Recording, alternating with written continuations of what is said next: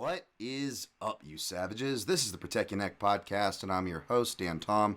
Analyst is work you can find over at MMA Junkie as well as oddscheckerus.com. But on this here program, the Protect Your Neck podcast, we break down things in a bit of a different way.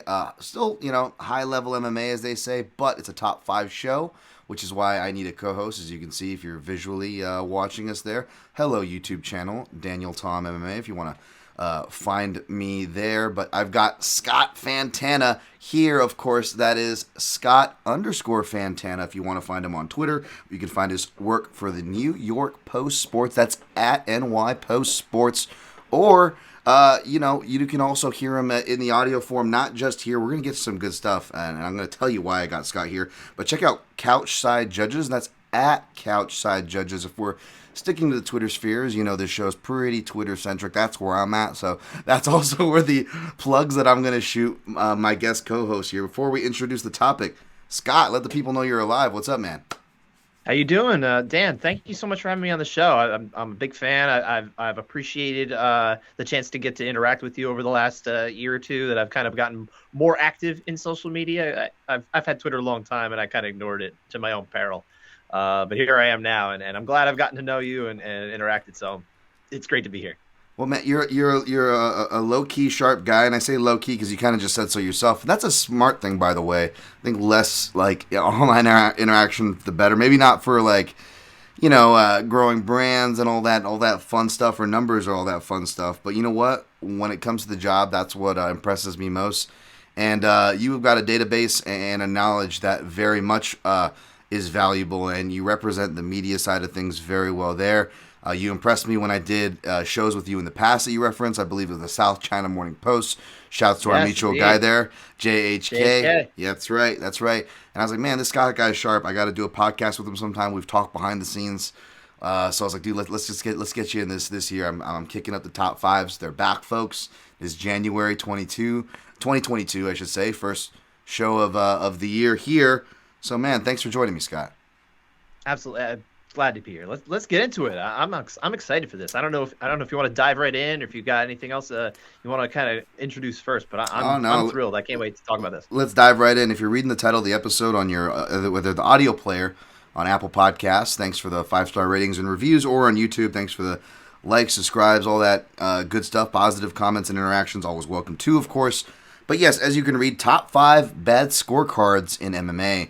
Scorecards pluralized, scorecards won.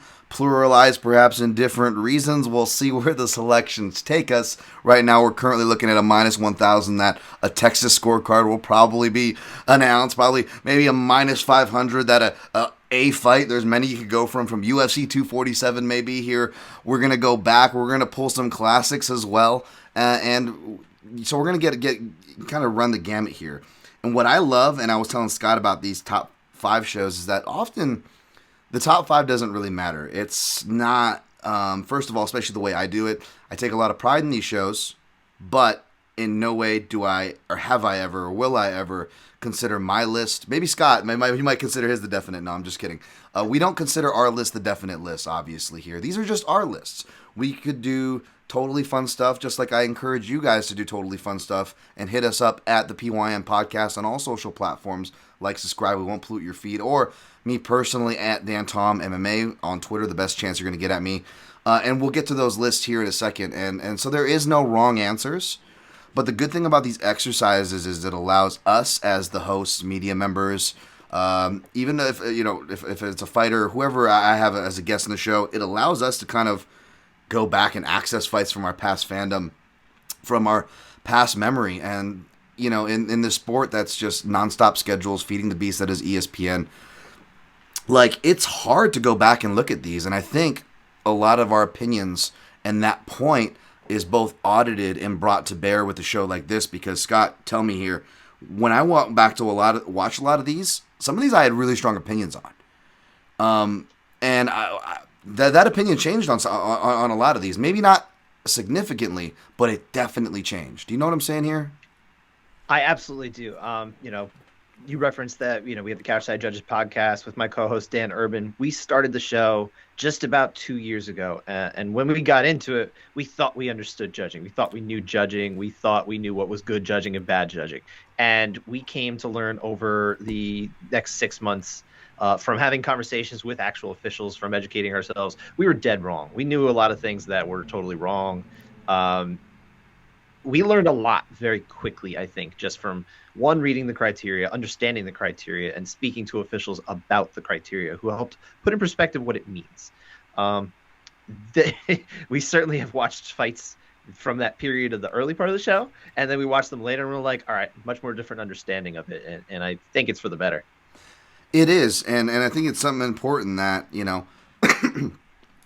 maybe the fighters is a little bit harder to get them to come clean on things because of the ego involved. They have to step in a cage, for goodness sakes, right? Forgivable, obviously. But overall, and fighters included, and outside of MMA included, this is kind of a human thing.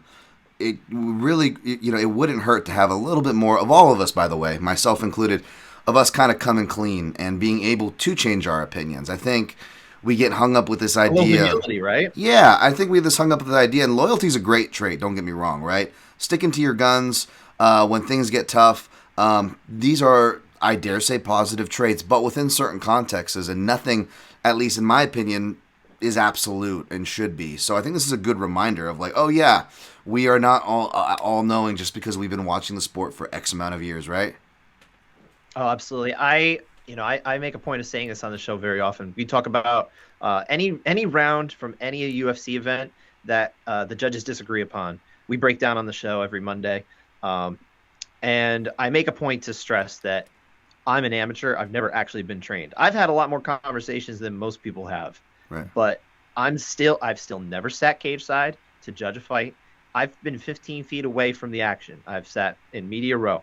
It's still not close enough to really see everything that the judges see, and sometimes they miss stuff too because of bad angles, because of things. Mm-hmm. Maybe a referee walks in front of them. You never know. The one strike that they needed to see could have been the one they missed. Yep. There's a lot of factors that people just don't understand or think about. Absolutely, and I know I've been trying to really give that benefit of the doubt as far as bringing that up. Like, I still don't disagree with this, but be aware that the judges are aware of impacts more than we are. And if I'm going to, with my snobbery, which is what it is, because I love good fights and good quality, and not enough people take the time to do the work. And again, I get it. This job doesn't really allow for it, right? Because we have to get things out there so quickly. I am just as guilty, and so are you, and not to throw you under the bus, but just by nature of our job, right? I mean, that's kind of the challenge of the mediascape. Which is a whole other conversation as far as, Sure. It's not, there's not a premium price on long form, detailed, well-researched thoughts or articles, let's just say. It's the nature of the game. Correct. It's kind of the nature of the game. You got to get things out. It's the way it is. The next events, and the next events the next weekend, we got to cover it. It's our job. UFC is the main, whether you like it or not, they're the number one show in town, and they have shows all the time. So it's, you got to find balance where you can. And to that point, even me, I'm somebody who's very, again, like I said, I'm very prideful on being able to see, understand, and break down action.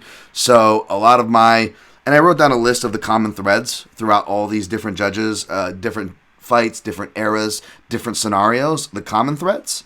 One of those is seeing the actual strikes land that we were just talking about, impact. So if I'm going to be snobby and be like, so many people are not seeing that this is blocked and rolled with, they're not seeing the actual inside counters or body shots, I have to give that same respect back to the people who are actually cage side, whose jobs it actually is to adjudicate these matches, right? To be fair. So there's kind of that long-winded point, I guess. And the other thing that I think a lot of people underplay or maybe don't really think about as much is these judges, that when they're sitting there cage side, it's literally the only thing that they're doing. They're only watching the action. You might be sitting at home and you might look away to sip a beer. You might look at your phone to maybe even a media member might look at their computer to type in the action of what just happened. You looked away to do that, you already lost focus. And it's a very important thing. Every strike matters. Maybe you missed something. You can't sit there and pretend.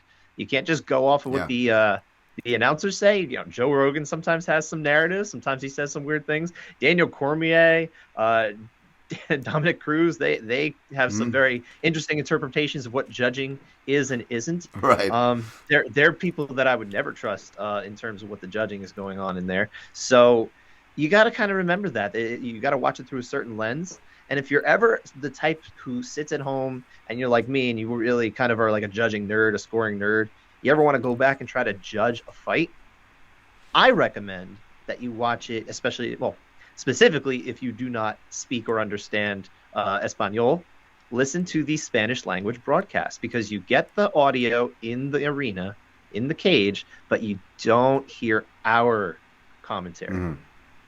Yeah, it's great. That's a great one. I usually say mute, but you can still get that ambiance and stuff that way. I like that. And yeah, commentary is a huge bias. And I think just people admitting biases, something I talk about ad nauseum, is something people don't do enough. And even with me, kind of a point I was drawing to on the last part there, and it's going to sound like I'm blowing myself up, but stay with me. I'm going to appropriately take myself down.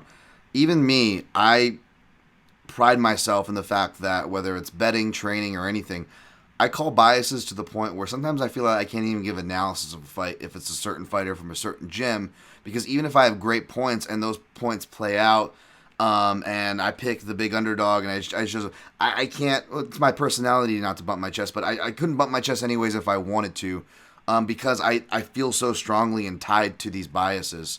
So that's for one's upsetting, and for two, even with somebody who states his biases, another thing I'm very proud of is that as far as tape watching, I'm willing to put the amount of tape that I watch to anybody in any role in anything in mixed martial arts, and I've had people from Fight Pass tell me the same thing. My account was amongst the top 5 many years ago. Shouts Eric Winter, but like I'm more than willing to throw whatever data that I'm blind to up against the wall. I try to do my diligence. I even rewatch things that maybe be out of a context for breaking down a fight, right? And I say all this to say that when even I'm somebody who tries to do that due diligence, and I'll go reference this fight for scoring or this or that when something comes up and be like, well, if you look at this fight, da da da da, and it's not necessarily that I'm saying certain things wrong when I'm pointing to those things, but I found that some of the opinions that I have when you start getting into hyperbole, speculative analysis, any of those things, when I actually went back to watch these things with judging eyes, because again, that's another different thing, is watching it with being able to judge. I enjoyed this. This was actually easier than how I usually watch fights, which is, I'll still be able to pop up on bad scores on my radar, but really I'm watching, who's landing what for why, because I'm doing some weird arithmetic. I've got some equation, right? I'm watching this match to figure out how this fighter is going to do in that match over here. It's a complete different process that I'm doing, just like you hear commentators going, and Anik's great at this, and going, keep in mind, we are calling these fights. We are not scoring them. And it might sound like a cop-out, but it's absolutely the truth. And I'm glad that Anik or other commentators that say that, because I think that is something else too, right? You have to be watching it with that scoring lens in mind. Absolutely. John Anik brings really good balance to the equation there. I think I've even spoken with him on our show. He sometimes kind of feels like he needs to play devil's advocate to kind of even balance out sometimes some of the opinions that are being spouted by his cohorts, just to try and get another thought out there. And I think that's a very important thing. Another of Anik's peers in John Gooden is a fantastic spreader of proper knowledge of how the scoring criteria works. He's probably the best out there that really does that. So his role is really appreciated. Yeah, absolutely. You could tell by just the language that he uses. And that's why I always try to make it a point where people must sound like I'm like S-ing the D's of play-by-play, and I'm taking every opportunity to stick it to the color commentators. That's not it at all. It's simply because the color commentators have a more harder job than they'll ever get credit for. It's a selfless job, although they are on camera, they are in the forefront. Don't get me wrong. At the same time, it's a very selfless job. John Gooden's actually fought. He knows martial arts very much more than you would realize, but he is so good about putting his ego aside and setting up his colleagues to make them look good. So that's why I'm constantly praising those roles. And just from my experience and what my beat is, my specialty goes more into what color commentary is, so that's why I have a little more issue with that. But we're not here to pick on the commentators. But something that I wrote, and before we get into our top five, this is not going to be on either of our lists because it's a really recent one. Not that that's a hard and fast rule. You can pick something that happened yesterday for a whatever day this is. We're recording this top five. But when feel free. I didn't hear your guys' opinion on the podcast about the Angela Hill Amanda Lemos, but I did write a thing for it very unpopular.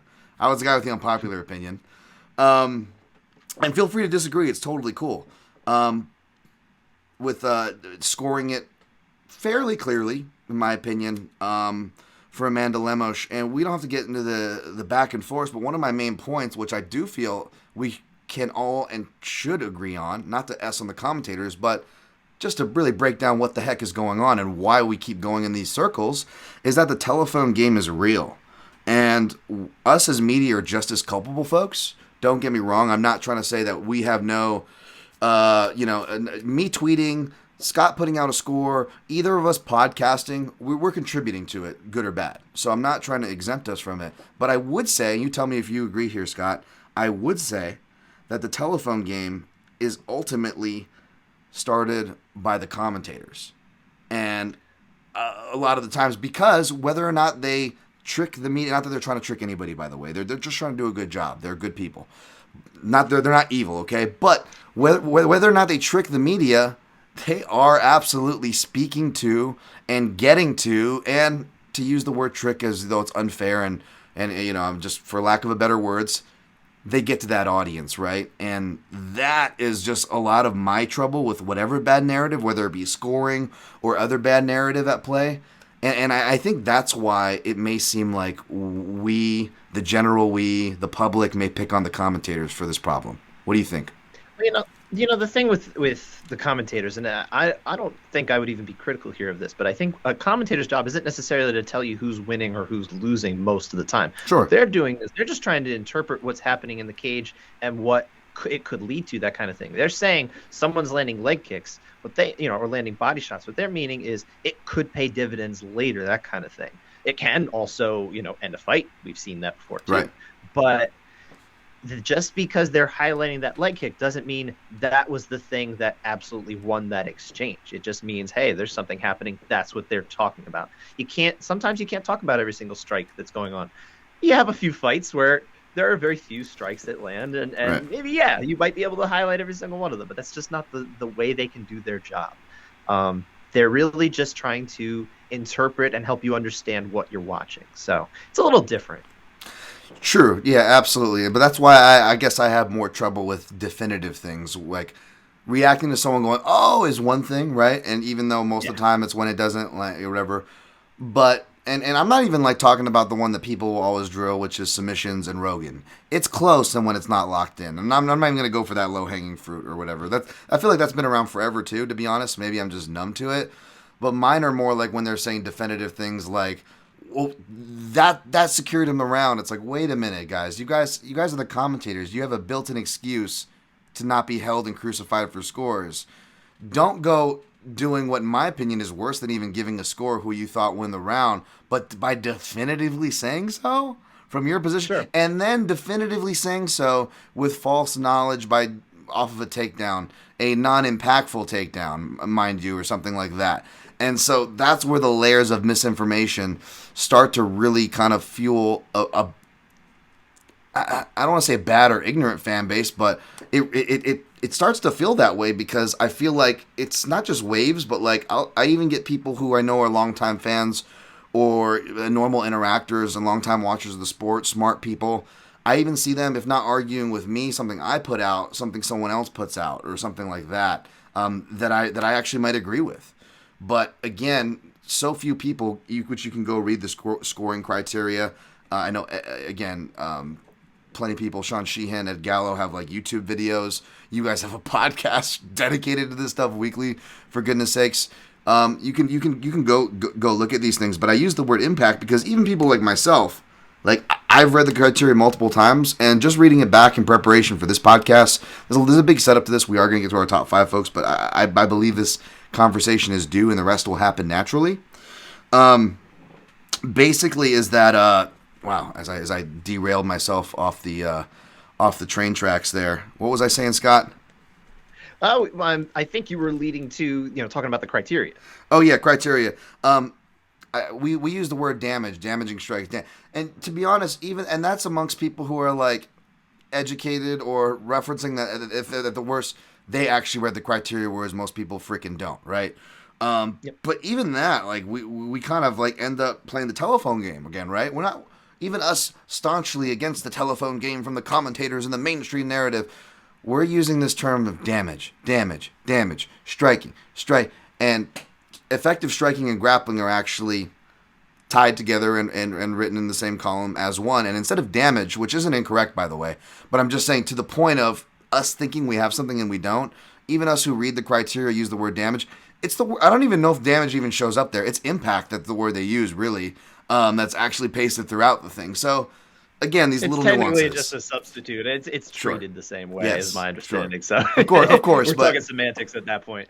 of course, but I just found it funny. Like that's the one thing that that's the key word. That's the hot word you use online to show that I read the criteria, and you didn't or whatever. But it's like, well, technically it's impact, and I'm calling myself out, and it's stupid. It doesn't mean anything. But just to the point of how many people out there are really reading this thing, Um, and Very few, including fighters and coaches. yes, yes, and I feel like they do a good job as far as reading the rules. And even if what I found interesting is going back at the history and reading older rule sets, it's not actually that different, folks. The thing that's misleading is the order of things, is because oftentimes there's been some variation since the beginning of UFC broadcasts that kind of lumps everything in that goes effective action and octagon control, aggression, and they kind of lump it in a very smooth flow where you absorb it as one.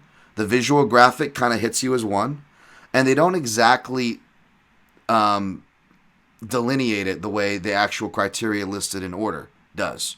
Whereas, pretty much, to put simple terms, octagon control or aggression is what people use to hang on their arguments so much. Those things should really never come into play unless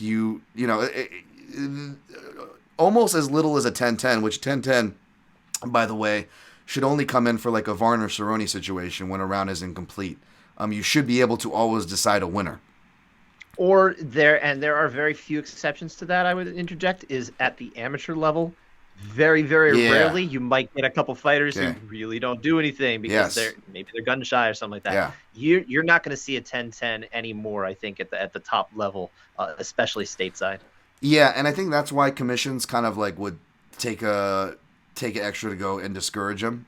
Whether you'd see that written or you'd hear guys like Bob Bennett vocally say it in interviews, like we discourage 10-10s or whatever, and whatnot. It's just what happened was they tried to get more specific each time with the rules. So people are saying, I think it's all stupid that we take boxing judges and boxing rules, and both those are really false because one, if we had boxing judges, the judges would be a whole hell of a lot better at seeing body punching, which is easily a top 5 as far as all these bad decisions. As far as the main contribution is, judges don't see fucking body punches. So if you're from boxing, compared to what you have to look out for compared to MMA, you think they just forgot about body punches? You really think that just happened? And as far as why it's ignorant to say it as far as the criteria is because even in like the Stone Age days where they're like, we get New Jersey Athletic Board, 2001, quick, strap us with some rules here. Even then, they didn't do direct pace on. Yes, they put the 10-point must system, and we can talk ad nauseum and how that's started so many arguments, and it's not the best, and this and that, yada, yada, yada, yada. But it wasn't a direct copy. It wasn't the knockdown rule, like boxing, for example. Even in 2001 when they instituted it, if a fighter touches the ground, glove, butt, whatever, it's not the same as how they're going to classify it in a stand-up combat sport like boxing, right? So they didn't take those things. But inherently, because of that, it made a problem of interpretation as far as what is a 10-8. So you got about 2012 where you have kind of a major revision. You got this guy, Doc Hamilton. You may recognize him as a judge, official member, commission guy.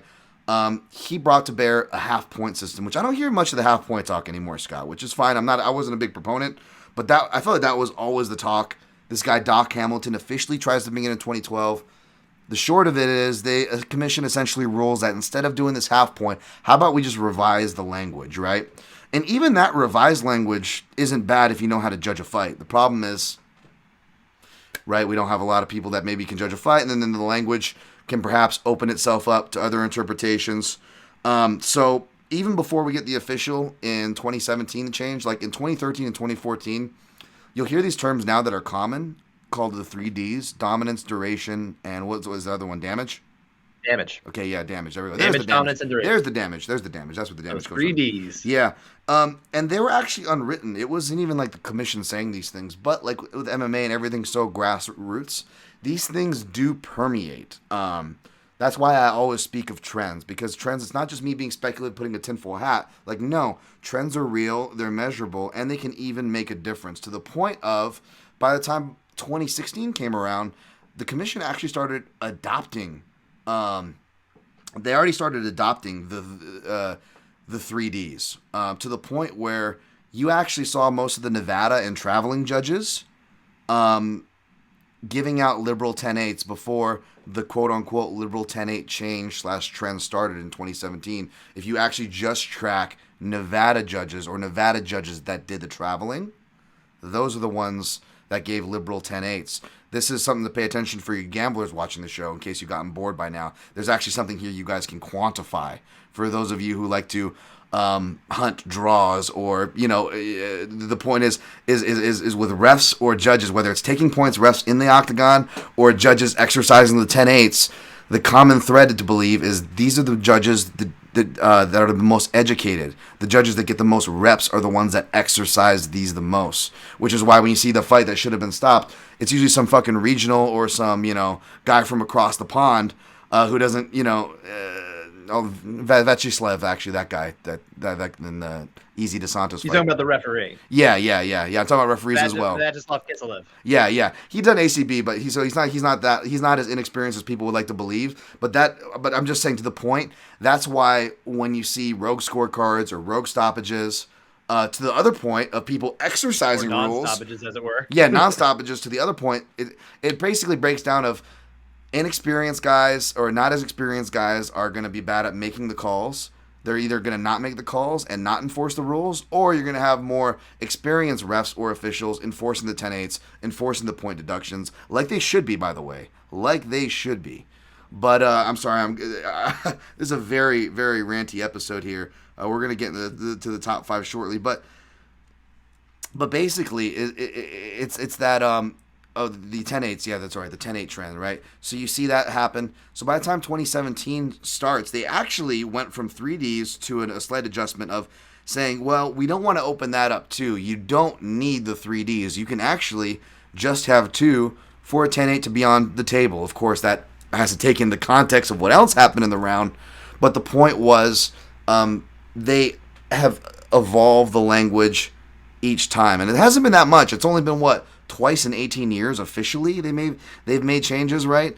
But that's basically what we have today, and why we have this kind of trend where, and again, I've complained about it at certain parts, and I'm willing to retract those as we get to those fights, but we've seen that trend where air quotes control, air quotes takedown, air quotes wrestling, and even in some cases, maybe when it shouldn't be, we can talk about those, jiu-jitsu, not as rewarded as strongly, which isn't a bad thing for entertainment purposes or for the spirit of what they're doing, which is fighting, right? They're trying to create damage and finish a fight. So that's where we've gotten. That's a long-winded explanation, but I think is needed for a lot of fans to realize where the rules come from, the adjustments that actually have been made, and what is being prioritized. And you can go and read all this, folks. I'm not making it up. I promise. And actually, I would piggyback on that a little bit to kind of get ahead on where criteria is going. Yes. There's a lot of talk about what changes could be coming even as soon as the next ABC meeting next summer. Wow. They may require, to get the 10-8, damage be one of the Ds. So you couldn't necessarily have a dominance duration round that you'd consider to be a 10-8. That would disappear. It would have to be damage plus something else to even be a consideration for that 10-8.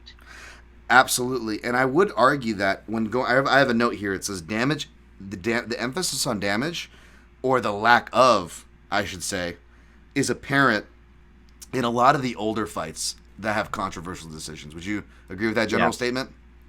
Absolutely, I think that's fair. Yeah, but the standard has changed a Sure. lot over the years. I mean, takedowns were weighed a little bit differently than they are now. Being on top, control, Yes. kind of like you talked about, control really as of itself isn't necessarily something that gets weighed heavily. What they're looking for is what you're doing with that control, with that advantageous position, with that takedown.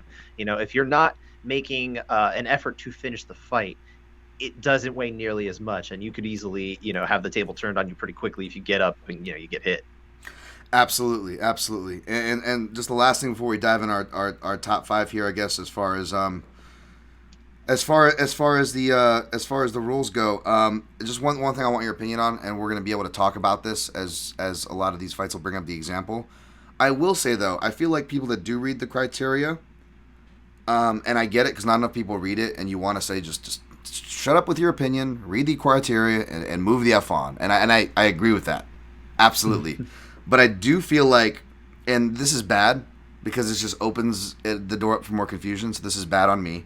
I understand, but I have to say it anyway, Scott. And I want your opinion before we move on to the top Sure. five here, which is, I do still feel like, because words being words, just like if we have this conversation, I always I prefer to talk in person. Text, I always mess up because people can understand words differently, right? We can I'm somebody who does not have great reading comprehension. Okay, I have to read things multiple times to get them. I've done acting drills in college where the basic thing is it's a basic script between me and Scott that says, "Hi, how are you? What time is it? I'm not sure. Where have you been? Out." And we would do acting drills where we could have the same two people and we can make 5 different scenes with 5 different tones based on using the exact same words and not veering off script. So I want to tell people to be careful that say people that say there's no room for interpretation on words. I would disagree because impact can mean many things. Damage can mean many things. Some fighters cut easier than others. I'm not saying that it doesn't matter or it's not a metric. It absolutely is a metric and would fall under the more immediate than accumulative as it's broken down in criteria. But I do believe that there are distinctions, that these things aren't black and white. And we will get The into that one because there's thing way I too many contexts, but that I guess I'll just say that.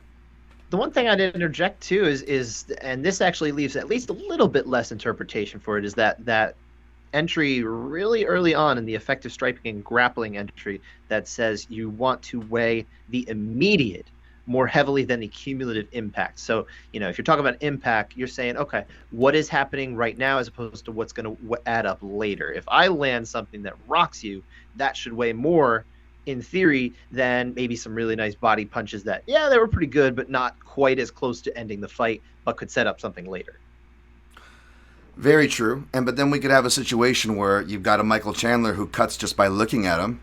He gets cut, but he is able to land leg kicks, and by the end of the round, the person has both showing kind of some redness and maybe they've shaken their leg a couple times, have had to switch their stances to show some unsturdy steps.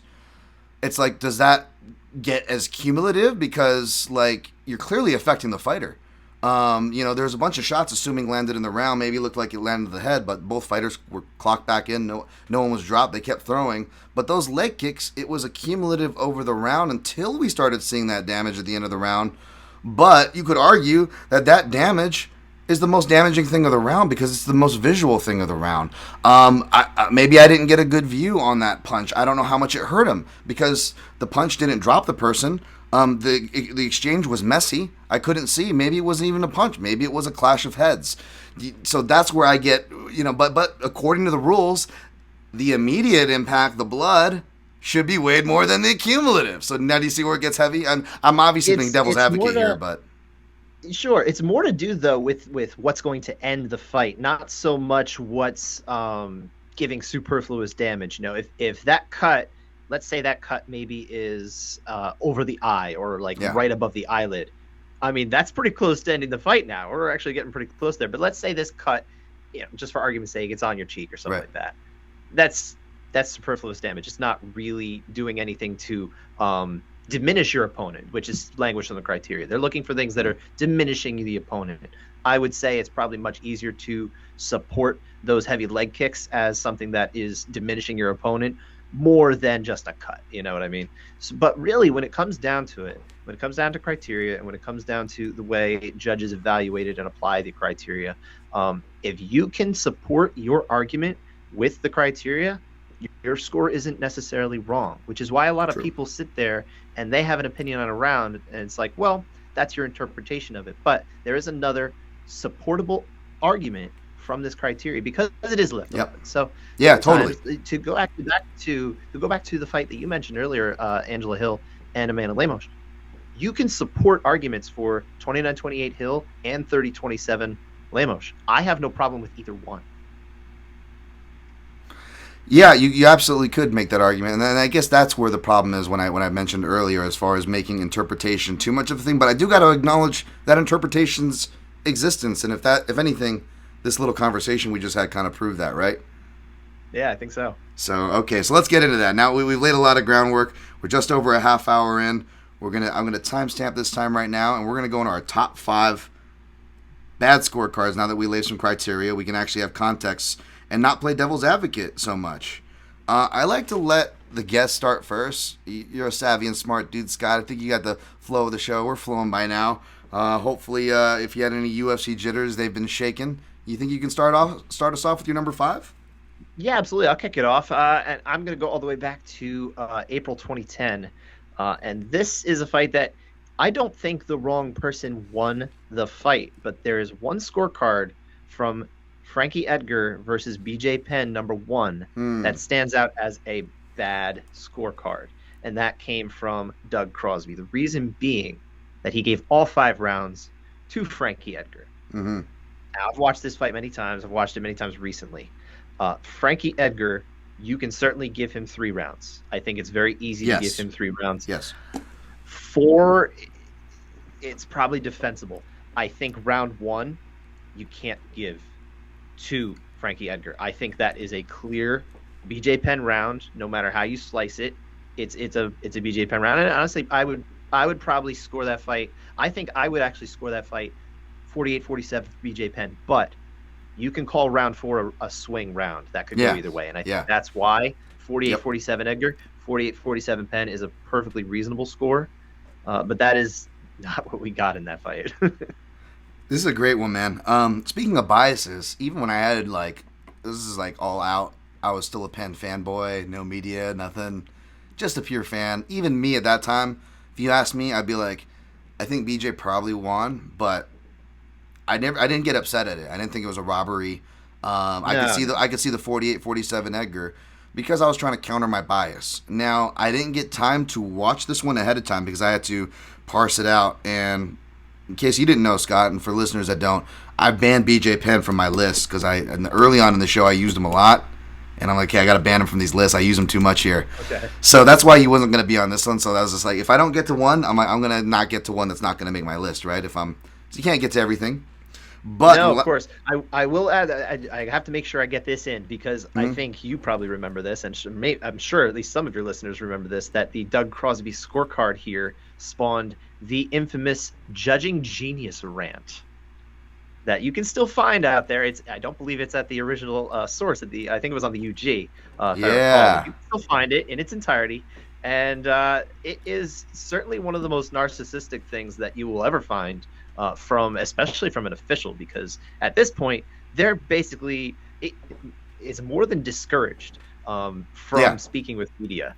You just don't get that anymore, at least on an official in an official sense. I do speak with officials many times off the record because I respect doing that. You get a lot more information that way.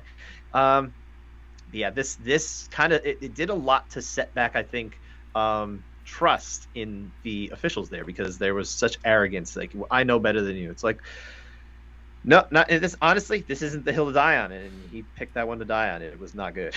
And is Doug Crosby the one? I think he had a thing with Ally Quinta in the Longo camp, but he had the conflict of interest where he does acting work and stuff like that as well, stunt work. Has had some connects with that.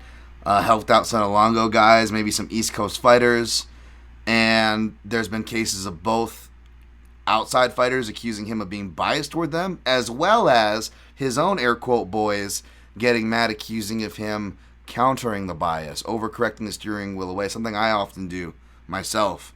I'm harder on the ones I like. I know that there's a lot of drama with regard to Doug Crosby. He is Edgar East Coast guy. Just saying.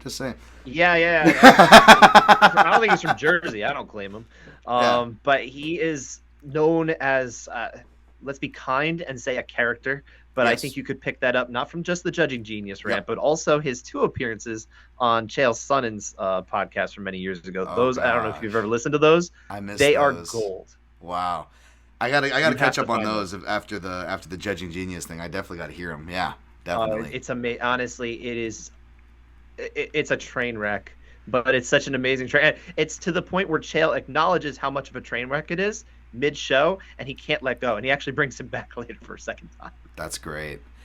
That's great. By the way, we'll get to you for listener lists, but whoever submitted this fight, and your opinion on it, I will read it out. But I think they might have asked for my opinion. I wasn't able to get that for this, but I can say with the recap of Scott that I remember the 4th round being a swing for myself as well, and I didn't disagree with anything else he said on that one. But this fight, unlike other ones, which we'll get to, I don't have any hard standing or nitty gritty. Again, and even me, I was like a hardcore BJ fan, right? Like, and I could still see the Edgar scorecard. For me, it just was like one of those things where like it should. I'm not even gonna argue about it because like especially BJ Penn in this time, like it shouldn't even have been close. I mean, obviously history, we see how it played out, right? I'm not denying that, but I'm telling about people in the mindset who only know BJ Penn from the losing streak. Like this was a big upset too, man. A lot of people have lost sight of what his in-cage legacy was, BJ Penn. He really is just – he fought everybody. He fought Lyoto Machida at open weight. Yep. He was 191 pounds. I mean, he was just a little beach ball. Yeah. BJ Penn was. Pretty much. He really was. He was puffer just fish. Fat. But, I mean, he held his own against someone who would not – I mean, it was a few years later, but not that longer later. He became the champion of the world at 205.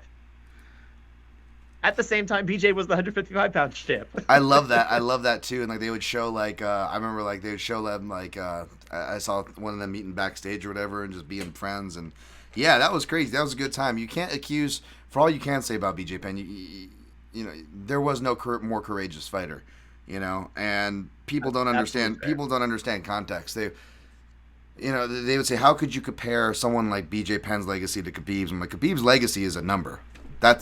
I mean, he's working on something now. He's doing coaching, which got overshadowed from his bullshit promotion talk at the end of the year. He actually did some decent stuff coaching, to Khabib's credit. And he could make huge impacts on that world, as well as some of the stylistic meta, which was overblown because you've got guys like from back in the day, Couture, to even active guys that are like in Bellator, like Bader, who've been doing the Dagestani handcuff from it. Anyways, don't get me on that rant. People just don't fucking know context, and it blows me away. But I like to make 2 distinctions, or at least a distinction between, let's say, BJ and Khabib. I think Khabib should be remembered as the best 155-pounder, but I think BJ Penn is the most accomplished. And I think those are 2 very different things that can both exist. Yeah, absolutely. And you just got to look at like what people were doing at the time. But that's not this conversation. See, this is why I banned him from the list. You see why, Scott? I banned him. The listeners are like, "Get away, stop. Just stop talking about BJ. Stop it, Dan. You're killing us." So, all right, I'm going to move on that. That was a good number 5. Okay, my number 5 I thought was going to be initially higher because this was always a legendary scorecard that's referenced for bad scorecards. It's a legendary kind of a legendary scorecard for like Texas bad scorecards. This one's for the hardcores out there, the people who reference Tim Boesch for CB Dollaway, UFC 166, Houston, Texas. That was October 19th, 2013. So again, a slightly different iteration, but the rules are essentially the same as far as effective striking and grappling should win you the damn fight. Okay, so let's not get to where we are in the time continuum. This is fairly modern in that regard. Maybe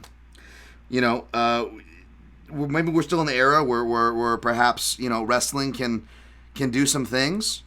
But I don't know if you have recollection of this fight, but there's an argument for CB Dollaway to win I believe all three rounds, although I think I was more of a 29-28. But here's the thing that I think happens in this thing. No one's from Texas. Both white dudes. The crowds don't think one's from America. There's none of that crowd or Texas bias or whatever. So let's just throw all that out. Any of your normal stuff, let's throw all out here. And if you just look at the action of that fight, and one of the things is that basically CB Dollaway is landing the better shots. There are some positional changes where Tim Boesch will get successful with some takedowns and get CB Dollaway in some positions. Maybe kind of threaten with a Kimura that's not there, and then CB will take a breather and get up from side control. But no real strikes, actually. Significant strikes while he had him on the ground in a certain round. Later, when CB gets tired, is in a 4-point. Tim's getting some under the armpit shots that are good. But I just watched this fight a couple days ago, and Dollaway's clearly getting the better of the strikes. But what you have is Tim Boesch making it messy. He's coming forward because, again, we're still where I would consider more of a modern era. I mean, as far as rules, skills, everything's really bolstering from 2013 to now. That's kind of like this really hyper period, in my view, at least. That being said, we're still in a very much of a period where you can bullshit the judges by, this is not spoiling any selections, but by Diego Sanchezing it, right? By just coming forward with aggression that's not effective, but you're coming forward with aggression. So you've got a lot of that. Now, Tim does obviously land some good shots, that not just the ones on the ground that I just said, but there are some shots on the feet that he lands too. Punches. But here's the thing, and you see this in a lot of these fights we're going to mention, right? And that is body language, where he may have even gotten some clean shots to the unrightful, in my or most eyes winners' eyes. They might have gotten some shots in there, but I think what sells it is they weren't good shots or clean shots. And whether they make a grazing cut at all, and again, back to my argument on cuts, they obviously count. They should matter. Depending on the context of the round, they can be the crux of the round. No problem with that. Immediate damage, no problem with that. But to be black and white and to blanket it, big problem with that. And a lot of times, whether they have the cut or not, I don't even think Dollaway does. He gets a little red mark, but what he does is, the best part, it looks like it's like it wouldn't even look like a punch. It looks like kind of like Tim Boesch's head. Because he's missing with a bunch of punches and pushing him into the cage and cage pushing. Because there was a long period where you could win by just being aggressive and pushing into the cage. Be aggressive, you either hit him or you get knocked out, or you run out of ideas and you push him to the cage. How many times have we seen that in low to mid-level MMA? It's because it was encouraged, not purposely encouraged by officials, coaches, or anybody. It was encouraged because we saw people win fights that way. And that's just the way sports goes. It doesn't matter what rules. There's the rules that's written, right? And then there's how people adjust around those rules, right? And how they fill the space with water, so to speak. And what you have is CB Dollaway, and he's kind of giving it attention doing this. Another thing is Boesch isn't landing clean, but CB Dollaway, whether insecurity, and I'm not trying to come at it, we all have insecurity, right? Insecurity as a fighter, insecurity as far as like I'm worried about what the judges are saying more than like my ego. Either way, what do we see fighters do when they get hit clean or not? They do the thing, they go, no, it didn't hit me. It didn't hit me, right? And what do we always go? Oh, that means it hit him, right? And again, back to the telephone game and why the commentators are so important. If it's in our heads, well, then it's going to be in the judge's head, right? Because they're fans of the sport. They watch the sport. They are human beings, right? So I would argue they think the same thing. Furthermore, when you do more than just it didn't hurt me, when you start being cocky, I feel like that works against you too. It shouldn't. There's nothing in the criteria for that. Just like when the refs yell at Dan Miragliotta yells at Kevin Holland or yells at someone to stop talking, that's not in the rules. They're allowed to talk. Sure. The problem is that, again, these officials are human and you're going to draw a reaction. For a ref, they might tell you to shut up. They might bring you in and say, hey, keep it clean. Let's keep it friendly. All right, none of this stuff. But for a judge, it's worse because they can affect your paycheck. They can take a round from you. I used to cite this. I went back to look at the scorecards, but allow me to come clean. I used to always say Claudia Gadelha, Joanna Jędrzejczyk won. People were always upset at that because of that. But if you look, they actually all gave the round to Gadelha round 3. I was under the impression that at least 2 of the judges gave it to Jędrzejczyk, and they were going to give it to Gadelha, but they saw Gadelha throw the late shot, and it was a close round. And if you're a human being, I'm not gonna reward the cheap shot person, right? You know, and I was proven wrong. If you actually go back and look, they actually all 3 scored it to Gadelha. But the point remains, as I recycle it back to this fight we're talking about, and pitch it back to you, Scott. Sorry for being long-winded, which is that I do believe that aspect comes into play. That the judges, it's wrong. It's not in the rules. But if you're cocky and it's a close round, at least in their eyes, that could sway it too. Either way, whatever speculation you want to buy that I'm trying to sell y'all, the point is all of those things happened in these rounds, and I think when you break it down, you go back and watch this fight. And Dalloway, I believe he actually does lose a point, which is really weird too. There's like no real warning or anything. I want to say, so you kind of got to do that math. But when you actually break down the scorecards, let me see whose scorecard I'm actually calling out here. But they're all fucked. Do you have any recollection of this fight? I did actually watch this fight in preparation. It's not on my list though. Okay. Anything I'm saying ring false or any of those things?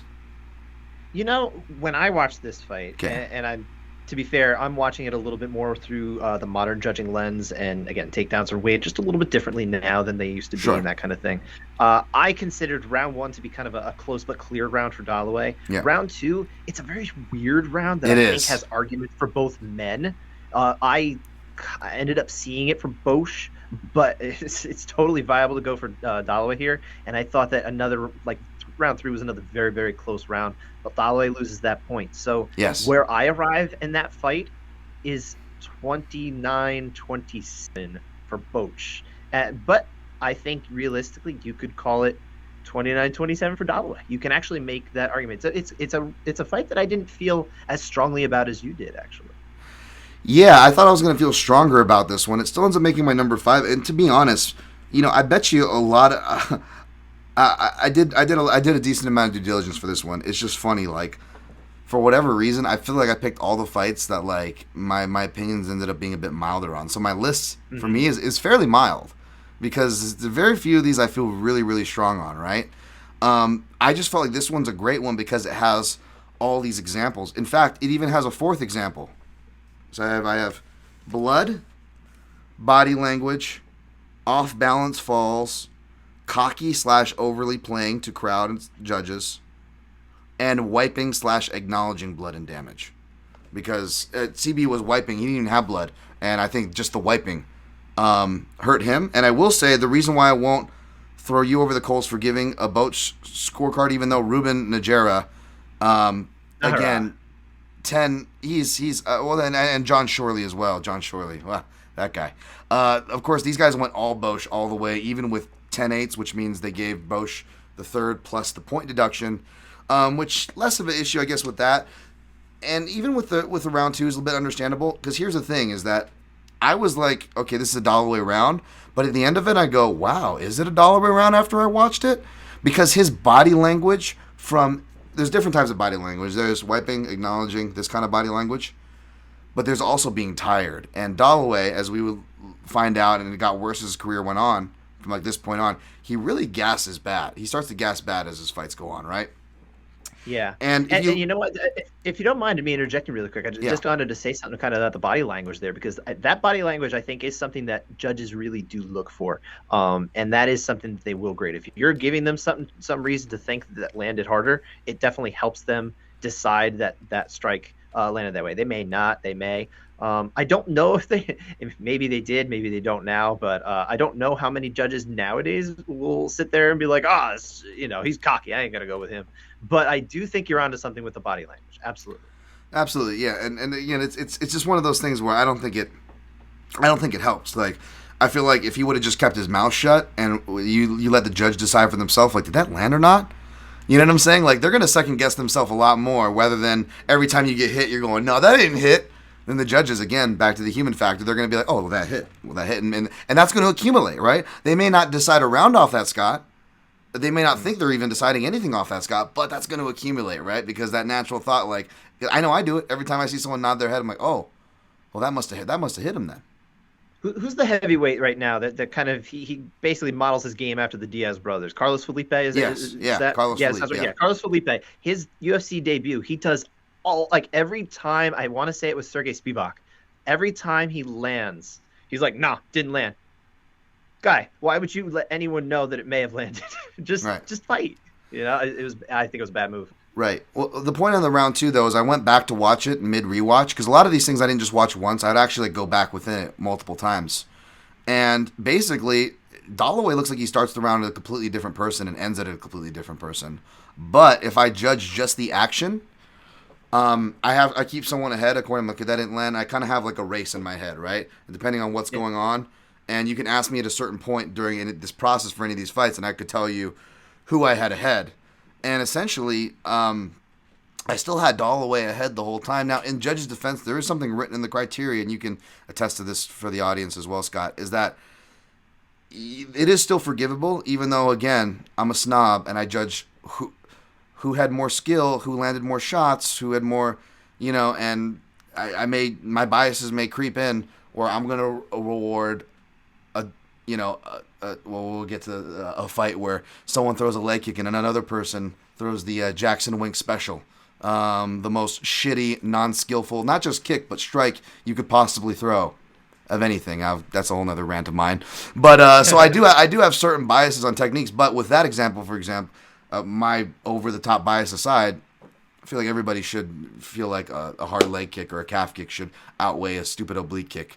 Unless it's like one that like cripples the person like it's meant to do in the Khalil Roundtree Bukauskas fight. Anyways, that's just my opinion. Well, that's where we get to at least the modern interpretation of impact, where you're really trying to find out, hey, how much did it actually do to your opponent, not necessarily how it looked. Exactly. But I think judging is better nowadays than it's ever been, I would say. It has been. It has been, I would say too. But still, it's. I still think that. Just by human nature, the judges less so, but they still are, and the commentary and the Gen Pop are, which is enough to annoy me, is that flashy shit just wins scorecards, it wins fan favor, it wins promotional favor, and despite me coming from Taekwondo and all these things, I'd be a fan of the flashy kicks, Scott, and all these flash, but it's just like it's what fucking lands, and that's what. Yep.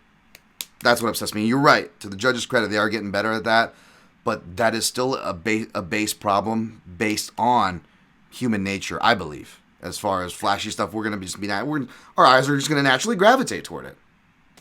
I would say the one thing that I think is still true is that, and this fight was in Houston, correct? Yes. Yes. Houston judging is still terrible. Absolutely, 100%. Yeah. It's horrible. In fact, there's a few fights just this year that I could have included on my list that I didn't include, but I could highlight now or later. Right, and by the way, I'm a fan of Tim Bosch, and he had really good cornering, and he made really good adjustments in round 3. It was a really good cornering. He was when he was working with Matt Hume's camp. But Matt Hume wasn't there, and his right-hand guy was there. I forget who he is, but he's awesome. He's like Santino DeFranco of Fight Ready. He's like the smart dude who doesn't get any credit. Everybody always says the popular name and forgets the other coaching staff. But anyways, so Bosch does some good things in there. And again, you can forgive judges, by the criteria, if somebody looks physically fatigued, you could therefore say, well, according to the criteria, landed strikes will fatigue a fighter, so you're welcome to essentially treat it as so, as far as incorporating the body language and the criteria. So they're not wrong, by the way, for body language when I say body language. But my thing is, again, being a tech snob, there's a lot of fights like this, which we'll get to, where the more technical fighter landing the more quality shots, doing the more quality work, the more skillful work. Not that the skillful part has to do with anything compared to the first 2 or 3 I said. The fact is they do all those check boxes, but they tire themselves out almost beating the other person up. And whether it's the judge saying, oh, that person's tired, they must have lost, and giving them the round pisses me off, or like a Leo Santos Clay Guida. Everybody talking about Clay Guida's, and Guida actually, he did really good at the submission grappling thing he recently did. So I'm not trying to shit on Guida here, but it pisses me off. Everybody's like, oh, Guida submission master, and Guida go, it's not jiu-jitsu, it was wrestling that won that fight. And I'm screaming at the top of a fucking mouth, and it was Keith Peterson not stopping that fight. If you don't knock someone out unconscious, that person can eventually come back. It's stupid, it's illogical. We only saw it through Boxcar Homer, but MMA is so fucking bad with some of these officials that we have been able to see it, unfortunately, at the cost of permanent damage to some of these fighters. Can we at least get the fucking narrative right, people? Sorry, long tangent. Yes, really exactly. Yes. Because the fight was able to go on, cardio won that fight. Yes, that's it. So, I just get pissed off at that stuff. Sure. Anyways, too much time on this one, but that's why it came in number 5, because it wasn't too strong a one, but it hits. It allowed us to touch on a lot of dynamics there as far as what can influence a round. No question. All right, what do you got for number 4? Number 4, I think a lot of people would put this on their list as well. Nam Phan against Leonard Garcia, number 1. I bet you have that on your list, don't you? Oh yeah, right. We're tied here. Perfect. We can kind of good. Set it up, buddy. Set it up. Excellent. So yeah, we're going all the way back. This is the Tough 12 finale, and Nam Phan was on the Tough show, but Leonard Garcia was coming over from WC. I don't think this was his first fight in UFC. Well, it definitely wasn't, because he had been in the UFC before, but I think it was his first or second fight after the WEC was folded in. So this, I mean, it was a fun fight, but realistically, to see two scorecards come in from Adelaide Byrd and Tony Weeks to give rounds 1 and 3 to Leonard Garcia it's a very, very, very weak argument. I really don't think there's a whole lot of legs to stand on. Round 2, everybody agreed that this was a very strong Nam Phan round, but I think you can call round 1 a clear round for Nam Phan, and I think you can call round 2 a reasonably clear round for him as well. So it's tough for me to swallow that there are not just 29-28s, but 29-28s the other way. Yeah, this one's crazy. It's like, I almost thought, like, was this, like, back in, like, could they hear the commentators? Like, could they hear Rogan doing he's throwing it from his grandma's house? Like, you know, because there was like a whole thing of, like, you could just, like, throw this, they use the same commentary for Nam Phan fights, right? And if it was, like, in today's, that's another reason why I have a problem with the comment being definitive, like, oh, he was hurt. And, like, oh, that should win him when the judges can actually hear you and influence you. Obviously, there was no pandemic back then. This was not the case. But you would almost think so, right? Because I could see a case if you were listening to commentary. The fight was definitely a lot closer than what it was, right? And you could definitely even be swayed to score it for Leonard Garcia. But Leonard Garcia, yeah, this was an example for a long while until both these guys fell out. I think that's probably what the relevance of this example. And Diego Sanchez fully took over the steering wheel. Right, and that's not a spoiler. I'm just saying Diego Sanchez. We can go plenty different directions later with that. We'll get to Diego. But this is the Diego archetype, though, is it not?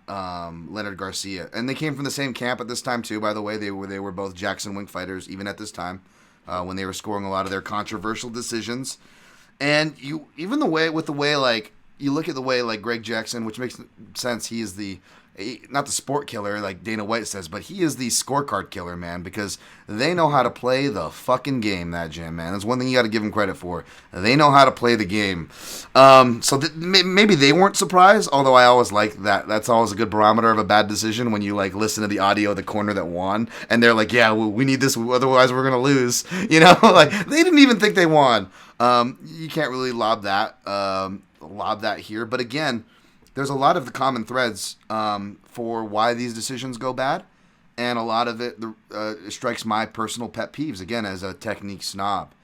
I'm a big body punching fan. I'm a big fan of defense. I'm a big fan of inside punches and checks. And I'm a big fan of countering, Scott. I love countering. Fighting off the back foot. But doing and Nam Phan wasn't really fighting off the back foot here, but the other things, though, countering on the inside, short inside shots, body shots, hooks, actually like knowing defense and being confident to stay in the pocket and letting shots bounce off your arm, especially in this era. That doesn't score, to be fair. It shouldn't. It shouldn't, but I feel like I've watched a lot of fights where the only explanation is that it can, or that it does. It used to be in criteria. It was removed. And actually, it's still on the books in some states like Virginia, although when the Oof. traveling judges go there, they don't actually observe that. They're going to bring in the criteria that they're understanding. Yeah, I don't know how much it is now. Shouts to Mark Ramundi out of like a 2019 article he did. It was like there's at least 10 different criterias going on in the United States for MMA right now as of 2019. For example, just to touch on what Scott is referencing as far as the differences on some things go, right? But I would still staunchly argue it's just a problem I still see today, even with today being better. There are just still so many shots, and even if it's not the reasons, it looks like it upon review of what we're doing now, review of the fight, and again, maybe not as importantly because it's not deciding the paychecks, but it pisses me off.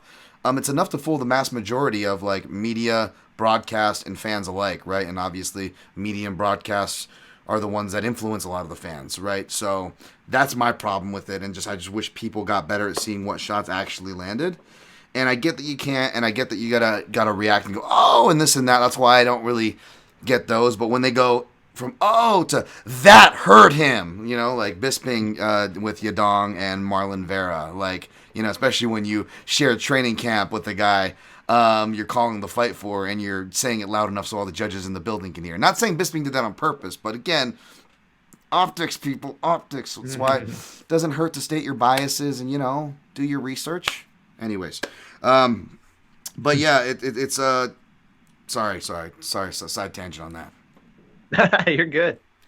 That's a great number 4 though, because again, yeah, those shots are. I would still argue it's just it's the right. Again, we've gotten so much better, but aggression and just spamming flash, it's gonna win you a lot of freaking fights, folks. If you're durable and you can, which is again not spoiling anything. Back to the Diego Sanchez archetype. If you've got the durability and cardio, you can go and throw a bunch of junk offense out there, and people aren't going to tell the difference from the judges to the fans. You're going to win fights you're not supposed to. You're going to get credit you're not supposed to. It's great. And then there's like technical people like me who just pull my hair out like, the technical guy, look at what he's doing, so whatever. I still feel like in the modern judging, when you're seeing some of that kind of maybe fooling the judges, so to speak, you're seeing it much more frequely when it does happen at all in the territories that don't get as many shows. Like again, right. Texas. I'm going to point to Houston a lot because I have a great disdain for the fact that we get so many fights now in Houston in particular, where only certain judges in Texas work, and they often are proven to be not ready for prime time. Absolutely, and the stats would support that. Tough. I'm guessing this was Vegas since it was a tough 12 finale, small cage, and all that stuff. I want to say it was Pearl at the Palms. I think they were. Yeah, I was going to say Pearl at the Palm or Hard Rock, maybe even for that one. But yeah, absolutely. Yep. Yeah, sure. Oh, great. That's awesome. We aligned. I'm glad that one made it on there too, because again, that was one too that actually had some unanimous scorecards to attack some judges on as well, and a little harder to justify for sure. So number 4. But you know what? You got to give credit where it's due, because Junichiro Kamijo, who is still, I would say, actually was the strongest judge of all last year. He gave 30-27 fan. I usually am on with him too. Yes. Yep. You're right. Yep. Great judge. Yeah, absolutely. Judge. Yeah, definitely good shots to him. We should be shouting the good ones here. Hey, since I think so. That's the thing. You have to reward and you have to shout out good judging so that people will understand what bad judging actually is. Yes. And I'll definitely come clean on some of that as we come to those. All right, we're gonna do a Chinese fire drill here. Since we had some crossover, we sunk each other's battleship. I'll go ahead and take the lead for number 3. Cool. Go for it. All right, we said his name enough. It's about time we got to cash those minus 3,000 tickets. We're talking about a Diego Sanchez fight, folks. My number 3. There's plenty to pick from. And you know what? Before you even get going, I'm going to tell you that was my number 1. Which one? The Diego Sanchez? Oh, do you have multiple? I just have one. I have one. Which one is it? It's going to be Martin Kampmann was the one I'm going with. Close to home. Okay. I know. You could actually make a stronger, maybe 1 or maybe even 2 could be considered stronger for sure, actually. But this one was Okay, then I'll keep that one. I'll put that one back in my pocket. Okay, I'll let you keep that I one was too not ready because for this, but I actually like where you're going. I'm curious. I feel like I had better notes for a different Diego Sanchez one, and it's definitely a easier judge we can call out, and I have some fun statistics on him, so I'll look forward to Sure. adding on to that one. I'm hoping that's one you have. But I actually went with Martin Kampman because I'm a Martin Kampman stan, and this is at the end of the day, your bias does have to play in a little bit. Um, a lot of the fights that I bet, I was able to look back and be like, okay, maybe not as bad, yada yada. Wasn't betting back Hmm. at this time. This is just fan bias, baby. And if I gotta be, Gotcha. and if I'm deciding what's gonna make it on here, it's gotta be what speaks to your heart, right? When you're trying to make your list. And this is just one of those classic examples. Now, it's not as bad as look at their faces, which you should never do. Okay. And it's That's fair. not as bad as my memory was. It was actually closer than what I thought. I will say, but I still don't see how you give 2 rounds. Maybe you get caught up in the moment and you see his, Martin Kampman's knees buckle in the second round. Even though the cut, there is a punch. It's a grazing punch, and then there's a possible headbutt, a head crash right into the fence, similar kind of like a Bosch Dalloway, except this one actually does make a cut on Kampman, and Kampman makes the mistake of acknowledging it the rest of the fight. He keeps rubbing at it. But aside from that, he blocks a lot of the flurries. Even the last flurry at the end of round 3, there's a big flurry there, and a lot of it's blocked, and he's keeping. But again, if you're actually confident, it almost works against you, especially in this era. It really works against you if you're a technical striker and you can stay calm and let someone kind of exert themselves, roll off the punches, and return the meaningful ones, or stop them with a meaningful one, block the exchange, and finish the exchange. So many times do I see that. It didn't. It wouldn't have made my list. Didn't make my list. I didn't get upset as other people did, and I bet the fight. But Barber and Maverick had a good example of this, where not only does commentary get wrong who won the exchange, it's often more technical fighter starts the exchange, draws the response out of the wild fighter, weathers it, and then finishes it with even heart. So they start the exchange and they finish the exchange, winning both, therefore winning the exchange, as well as landing the most cleanest, hardest shots that you could possibly take singly to compare to any of the other person's exchange. Yet, classic commentary or judges alike will always award the person not winning that exchange, the person in the middle. They didn't even punctuate either end of the exchange. Why is that? What we talked about before. Wild, aggression, circular, spin, flash, power. Doesn't matter if it actually misses. Who cares about technicalities here, Scott? Who's actually doing their homework, right? Who cares about getting it right? Yeah.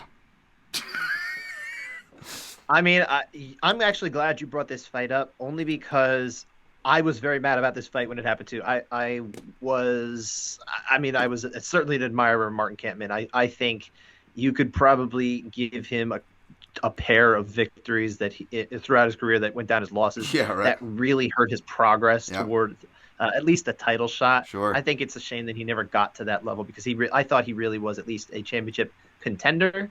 Mm. Was he going to beat GSP? No, I don't think anyone would really sit there, even if I would sit there and be like, yeah, he was going to win. Maybe if you're from Denmark, I don't know. But I distinctly remembered thinking that Martin Kampman won this fight.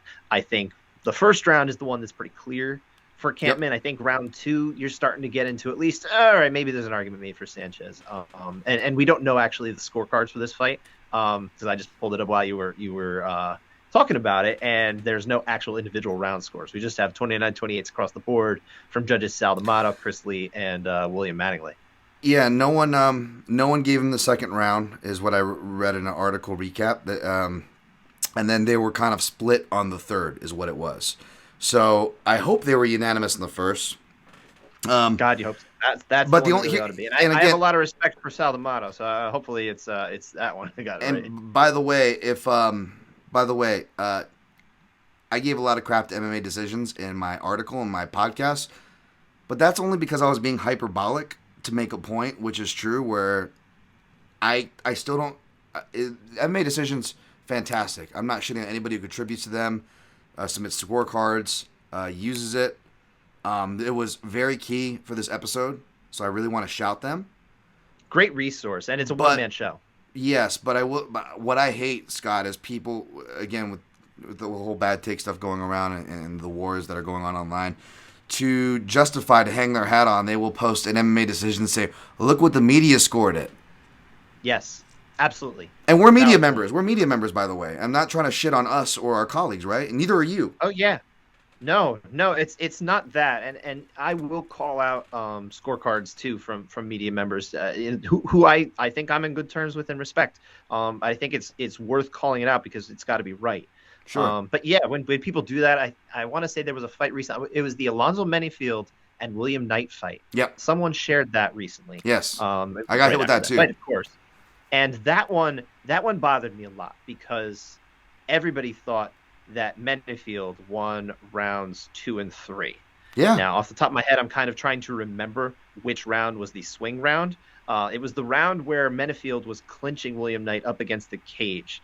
Yep. He's not landing anything. Third round. The judges are looking for significant, impactful, fight-ending techniques and strikes, and nothing is happening for Menifield there. That is why it was a unanimous 29-28 for William Knight instead of the other way around. And I think all media members who scored that way dropped the ball. I do. Absolutely, and I heard people arguing, using the argument that I say, saying all William Knight did was throw big looping power shots at the end. None of them hit. And I just went off on that point, right? No, that did not happen there. In fact, William Knight throws straight fucking jabs. He throws 3 straight step-in lunging jabs at the end of the round. And in a round that where no action took place. I think Menifield threw 7 strikes. And back to that fight, or back to this fight, you can't watch significant... And the same thing, because I shit on people hanging their hat on significant strike stats, especially from the night of, or just in general. But particularly from the night of stats are always revised. They're not even official, folks. They're not official. Like, there's actually 3 different stats, I dare say. There's live, which is way wrong. There's after, which people will write articles and stand on, and that's not even official. And then there's at least a day after, where it becomes official, folks. So that alone should already question your use and confidence of these numbers that don't tell the story of a fight. Secondly, with a lot of these things, and back to the Kampmann fight and Sanchez, I thought, at first I'm like, wait, did I get this wrong? Because Kampmann clearly wins round 1. Round 2, even though I still score it for him, and I didn't get, I didn't overly weigh or get BS by the rest of the stuff or overly weigh the actual contact, which Diego makes good contact with Kampmann in that round. Don't get me wrong, he does. I'm like, wow, did I get this one wrong, Scott? Because there's only 1 round left, and according to Fight Metric, the Holy Grail, they went like 19 and 19 on significant strikes. How on earth could I be confident that Kampmann won if it was not? But if you actually watch it, it does not look like a 19. Even that 3rd round, when Rogan's doing his typical Kampmann slowing down, he's getting tired. Again, that whole narrative, right? And when it's not true, and nor does it matter. It's a 3-round fight. Kampmann has never showed cardio issues at all. And again, keep in mind, folks, just like the reason why knockdowns are BS, like, I've went on this rant before where Fight Metric doesn't count knockdowns unless ground control is secured afterwards, which is not how in my opinion, how it should work. Whereas there are very few real legit knockdowns in comparison to someone's kicking and they get punched in the shoulder, right? We see that all the time. Now, again, judges should, and I want to give them the benefit of the doubt here, Scott, but there's just so many examples where adjudicating these rounds going back with a fine-tooth comb. My only explanation is that the judge must have thought that was a knockdown when it wasn't. That's a very big pet peeve of mine, as far as that goes, right? And we can talk about that as it comes specifically, but I guess the grander point I'm trying to make here is that the science is not an exact or arguably correct or one that I feel confident in on how they even judge these things. That's why we have the same arguments over what's a takedown, what's a knockdown. And as far as if you go to the Fight Metric, folks, and you look at total strikes to significant strikes, if you see total strikes is more than significant, the way to do the basic math is the difference in total strikes, the more total, that difference number more accounts for ground strikes. So basically, you could have ground and pound that's actually doing legit damage, but is it even getting counted under significant strikes? Because you'll see little dinky jabs, little stupid oblique kicks, and actual power shots all being considered as significant strikes. To me, that tells me that they're not maybe necessarily designing it on quality, which significance should mean quality, in my opinion, not position on which the strike was thrown. Again, that shows. And the thing about significance. So.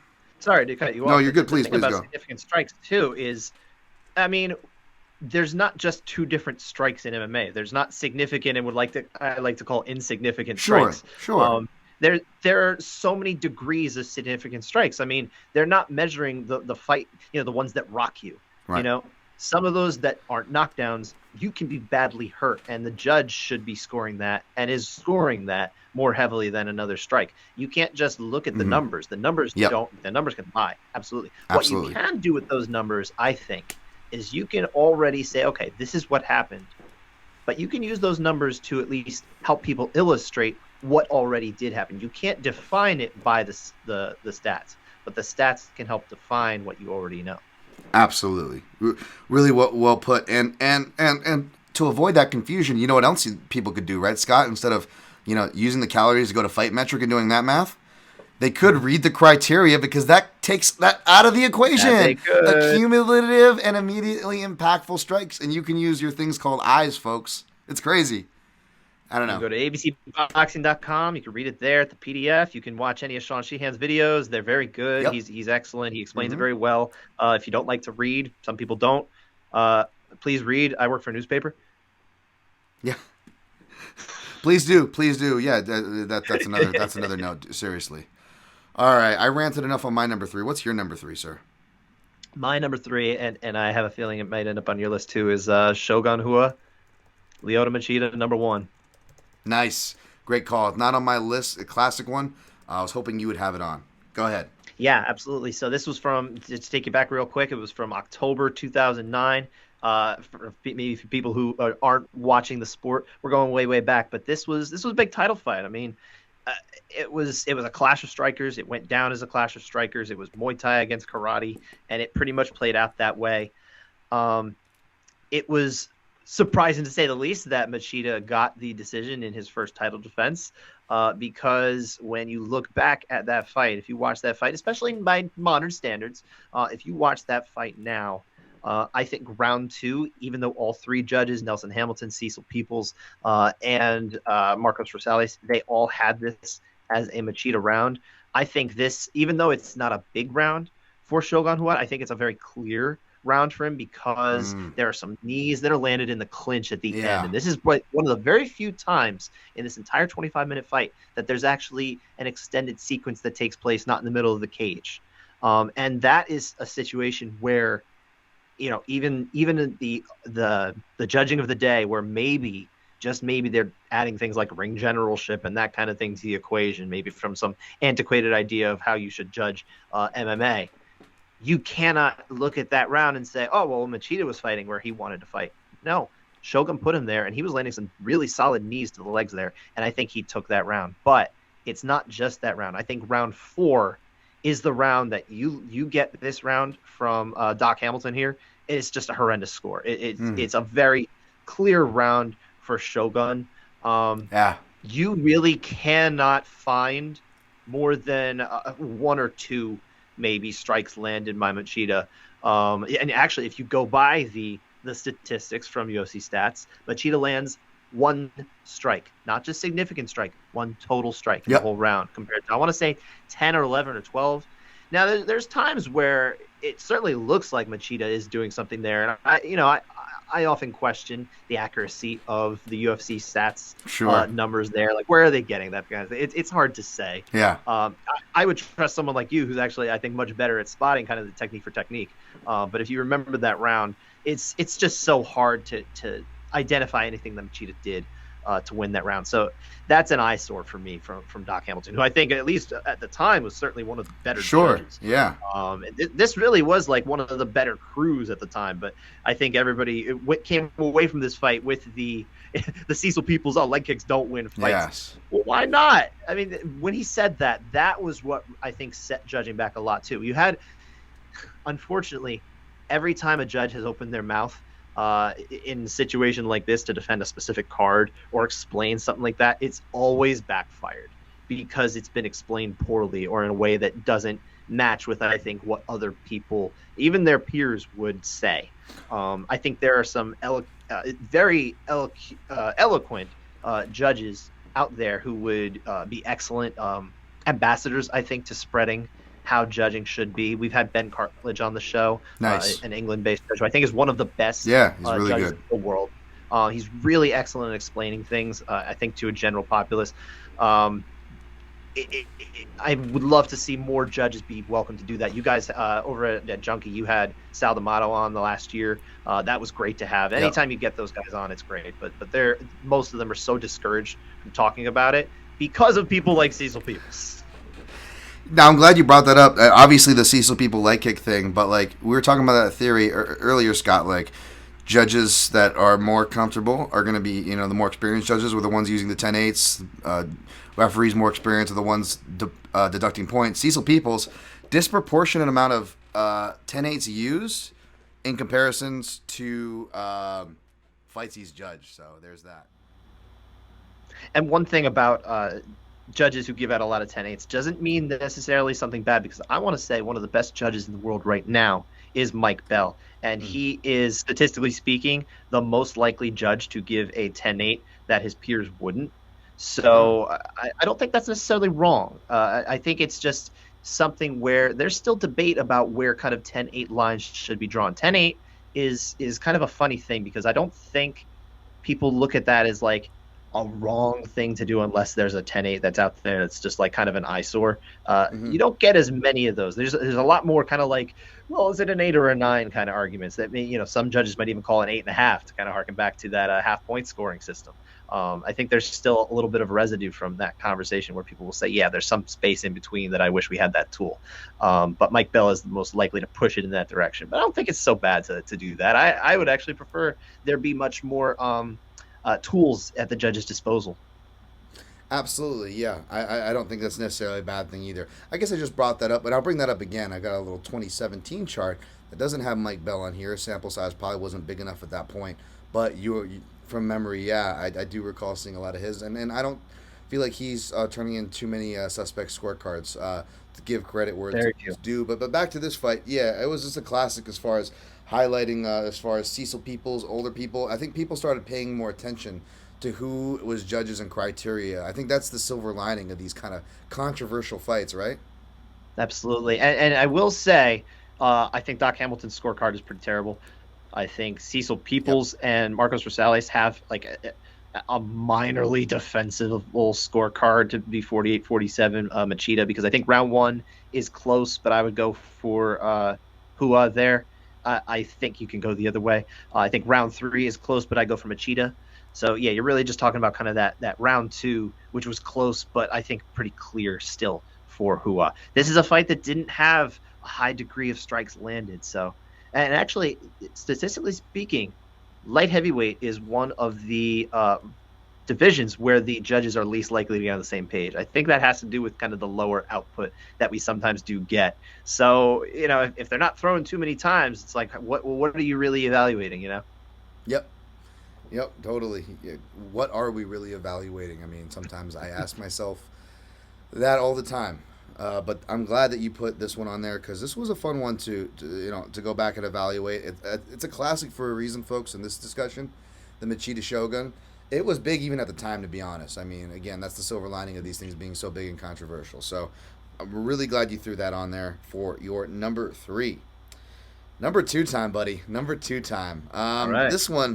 This one was mentioned on there. We'll give that person their shout as far as listener lists go, and it was good enough to make this list, because when you really, I always remembered it as a ridiculous decision, but I guess I didn't realize how. This is the opposite. Most of these weren't as bad as I remembered it. And again, I'm a guy who doesn't use the word robbery seldom at all. I don't like to use it. Yeah, I don't think I can't even remember one time I've used it, even as a fan. Right? When I could be as liberal and hyperbolic as I want to. I don't know if I've ever even used it then. But man, this one was really bad. I'll say that. What do we got? we're in Strikeforce, baby. We're in 2011. Oh, okay.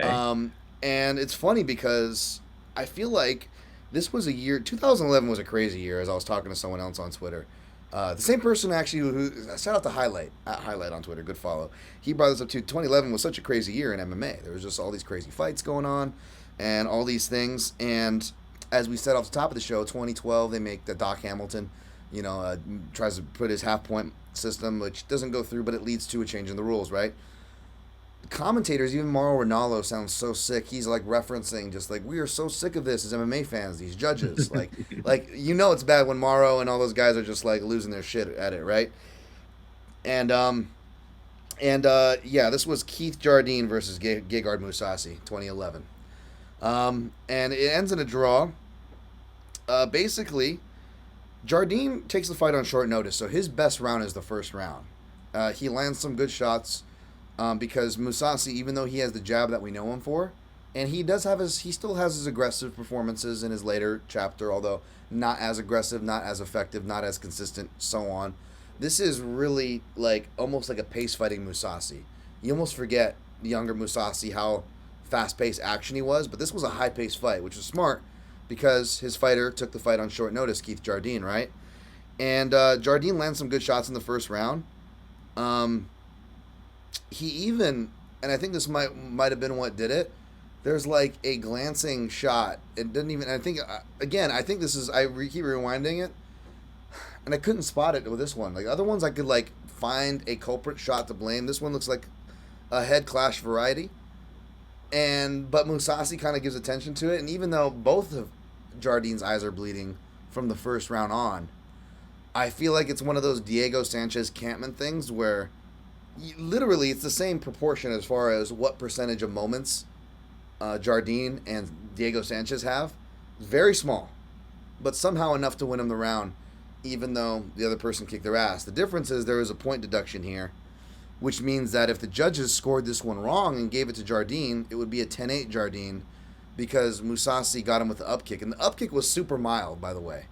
Like, I like seeing judges skip the warning part, especially if they weigh intent, whether it looks in purpose or has a value. And maybe you could say the on purpose thing, and even then it's like, well, Mousasi at this point mainly fought in Japan where this shit was legal and he's like won fights off up kicks.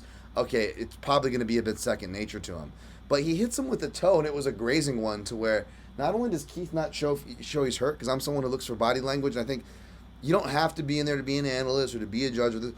That being said, I do feel like, especially if you done hard sparring at least, that's where it comes into handy. That's where I look a lot to see people hurt. I don't look for blood. Oh, he must be fucked up because he's bleeding. Because that, it's black and white, right? Being sarcastic there, obviously. But he doesn't show to be hurt. In fact, his first instinct is to play to the ref. Again, Jackson Wink era. These guys were fucking drilled to work the crowd. Like, they were drilled more to work the judges and officials than the actual fighter. You know what I'm saying? Like, they game plan more for the officials and judges than the actual fucking fighters, especially in this era. This is like 2011. Remember 2012 is when he gets called the sport killer, right? By Dana White, right? By the way, Dana White and shout out to Matt Erickson on MMA Decisions for that Campman Diego Sanchez fight. The only two people I could find who said Diego Sanchez won. By the way, Dana White, they were doing $60,000 bonuses over a decade ago that night, and because there was controversy in the decision, Dana White reached in his pocket and paid both Sanchez and Campman an extra $100K. So, if you're wondering why people are a little critical on UFC for being stingy on these bonuses in this day and age, just saying. Anyways, not to sidetrack back from that one, but yeah, back to the fight I was talking about. You had a very similar dynamics. Okay. Fine, whatever. Let's say they messed up the first round. The first round was a mess with a point deduction. Mousasi still clearly wins these next two rounds, and Fight Metric doesn't tell the tale, but you can go to Fight Metric, and it paints a pretty damn clear picture there too. I mean, it is bad. Like, Jardine maybe has a couple submission catches, but they're really not much because they're off his back. He's not known for that. And if you know anything about Mousasi, he's a really good grappler, especially from topside. And I can't find it, Scott. I don't know if you remember this fight, if you went back to watch it. It earns number 2 because I can't find a way to justify how they scored it the way they did. Yeah, honestly, I also had the same thought when I watched this one back. I remembered it being a draw. I remember watching it at the time. I loved watching Strikeforce. It's not as quite as a special place in my heart as maybe WEC Yep. was, as far as kind of defunct Okay. Promotions, because then I came in after Pride. Right. Yeah. Sure. But Strikeforce, it was fun, and I remember all of these fights. There really weren't that many events when it comes down to it, so you can kind of remember a lot of the fights pretty well if you were watching. But not to belabor the point, to get into this one, I watched this fight again, and round one, it's. I mean, you're saying it was kind of his strongest round, Jardin's strongest round. That is true, but it's still not a very strong round for Keith Jardine. Not at all. I think it's still a pretty clear Mousasi round. Then you get to rounds 2 and 3, and they are, I mean, not just clear, they're strong. I mean, I want to say round 3, you could even make a minor argument for it being a 10-8. Yes, at least by modern agree. standards. I agree. It's tougher to go back and kind of say, okay, what would you have done with everything we know about judging 11 years ago? Because at this point, this fight's almost 11 years old, April 2011. Yep. But yeah, the scorecard from Lester Griffin going for Keith Jardine here is absurd. This is a 9-9 round because of the upkick, the illegal upkick, which Mike Beltran maybe pulled the trigger a little too soon for that one. It's possible, but that one's an eyesore. Everybody was at least on. Actually, they weren't even on the same page, because in round 2, we have Abe Belarda, who gives this one to Jardine as well. This is a much worse round than I think the round 1 that we get from Lester Griffin. Absolutely. It's just indefensible. How can you look at this one? I know there's takedowns, and takedowns were scored a little differently back then, but let's allow for that caveat. Abe Belarda scored round 1 from Mousasi.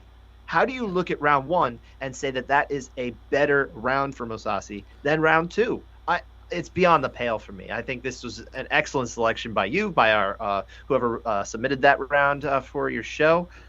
It's a terrible fight for this to go this way. So the only scorecard I think is viable at all came from Luke Cobain, who is, I want to say, as a more of a local judge based out of California. Yes, that was the only one, and I agree with you. It could have been a 10-8.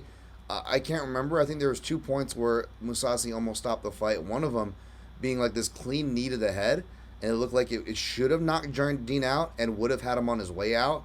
But then like the foot follows up and hits a low blow, and Jardine calls for the low blow, and the refs stops momentum that could have been a finish, and the commentators acknowledge it. The commentators also acknowledge something where their live stats on whatever they were going off of actually match the real stats. If you do the math I told you to do, folks, as far as differentiating significant strikes from total strikes to get your number of ground strikes with the way they do their fucked up math. Not saying it's right, I'm just telling you how to decode it, right? Not saying to agree with it or not. And the commentators say themselves where he is 4 for 6 for takedowns, but he's only landed 2 strikes in that whole time, right? And that was in the first round, Jardine. I remember that, yeah. And then I think he's like 2 for 6 or whatever it is. He's 2 for something again in the next round. And if you do that math, and the only negative difference is even less than that, is 1 strike. So all 6 takedowns were his only completed takedowns in the first 2 rounds. It bought him 3 strikes that aren't even deemed And these are not very high amplitude takedowns either. Nope. Didn't pass. He couldn't even pass with them. Mousasi was doing his get-up games and whatnot. As Mousasi just lost the title, not saying it was a bad scorecard or whatever, but that classic, he damaged the hell out of King Mo, where King Mo couldn't even do the interview with Ariel and stand up. He was so fucked up after the fight, but he was able to lay on him, right? Because in this era, that's kind of all you have to do still. We're not quite out of those woods yet, so yeah. Anyways. I think we learned a lot from these type of fights, though. I think they did inform a lot of the judging that we have now, and I think sport's better for those fights. It's unfortunate that we had to go through those growing pains, but hey, this is a new sport. It was a new rule set. It was only about 10 years old at that point. And I think as time goes on, we're going to continue to try and get to the absolute right path. But we're not there yet. It's the criteria. If people want to criticize judging today, I think you have to start at the criteria. I don't think the people are necessarily the problem. I think they're interpreting what they're supposed to do. Give them better tools. That definitely would help, man. That definitely would help. What makes your number 2, my friend? I went with Evan Dunham and Sean Shirk. I don't know if you remember this one. Yes, I did. I just rewatched this one. Go ahead. Yeah, so I'll take it back to September 2010. In this was I want to remember this as being one of like the terrible pay-per-views that kind of happened. I think the It headliner was, was yeah. it Crow Cop and Frank Mir, Yeah, yeah. It was like it's which was forgettable. just Like, no, if yeah, anyone hasn't watched that one, please never do. It ends in a knockout, but it's just the worst fight for about 14 minutes, and then it all of a sudden is. Frank Mir lands what is it, a knee to Crow Cop, and it's just over, and like the most Yeah. anticlimactic knockout you will ever see. But to get to this fight, this was a fight that I remember watching it at a bar in Applebee's. I was not really covering the sport at this point yet, so I just went to an Applebee's after work, and I'm like, all right, I want to check this out. And round one, it's a close round. Very little is really going on. You can give this one to Shirk, absolutely. I think that's the right score, and everybody has it Yep. that way. Round two is really the only round that we're talking about is kind of what sways this round into the dark side Yes. and brings it to the situation that why we're talking about this fight 11 and a half years later. This is not a Sean Shirk round, but 2 out of 3 judges, Cecil Peoples Uh-huh. and Glenn Trowbridge, who was another one of the more well-regarded judges, or at least the most active judges for quite a while. Those were the 2 judges who saw this one for Sean Shirk. You can't really do it, and I think when you're trying to figure out why, I think it does go back to kind of sort of the thing you're talking about with cuts. You've brought up cuts and that kind of thing before. There's a cut that opens up on Evan Dunham in the first round, yeah. and it's bleeding heavily in round 2. But is it bleeding because of what happened in round 2? Yep. I think that's very hard to make the case for Yep. if you really watch the fight. There's not a lot that's really landing here very strongly. I think this is a solid round for Evan Dunham, who's landing with more frequency. He's landing with more impact. It's very, very, very hard to make the case that it should have gone this way. But credit where it's due. We got a correct scorecard from Kelvin Caldwell, a Midwest-based judge. He gave it 29-28 Dunham. He was trying.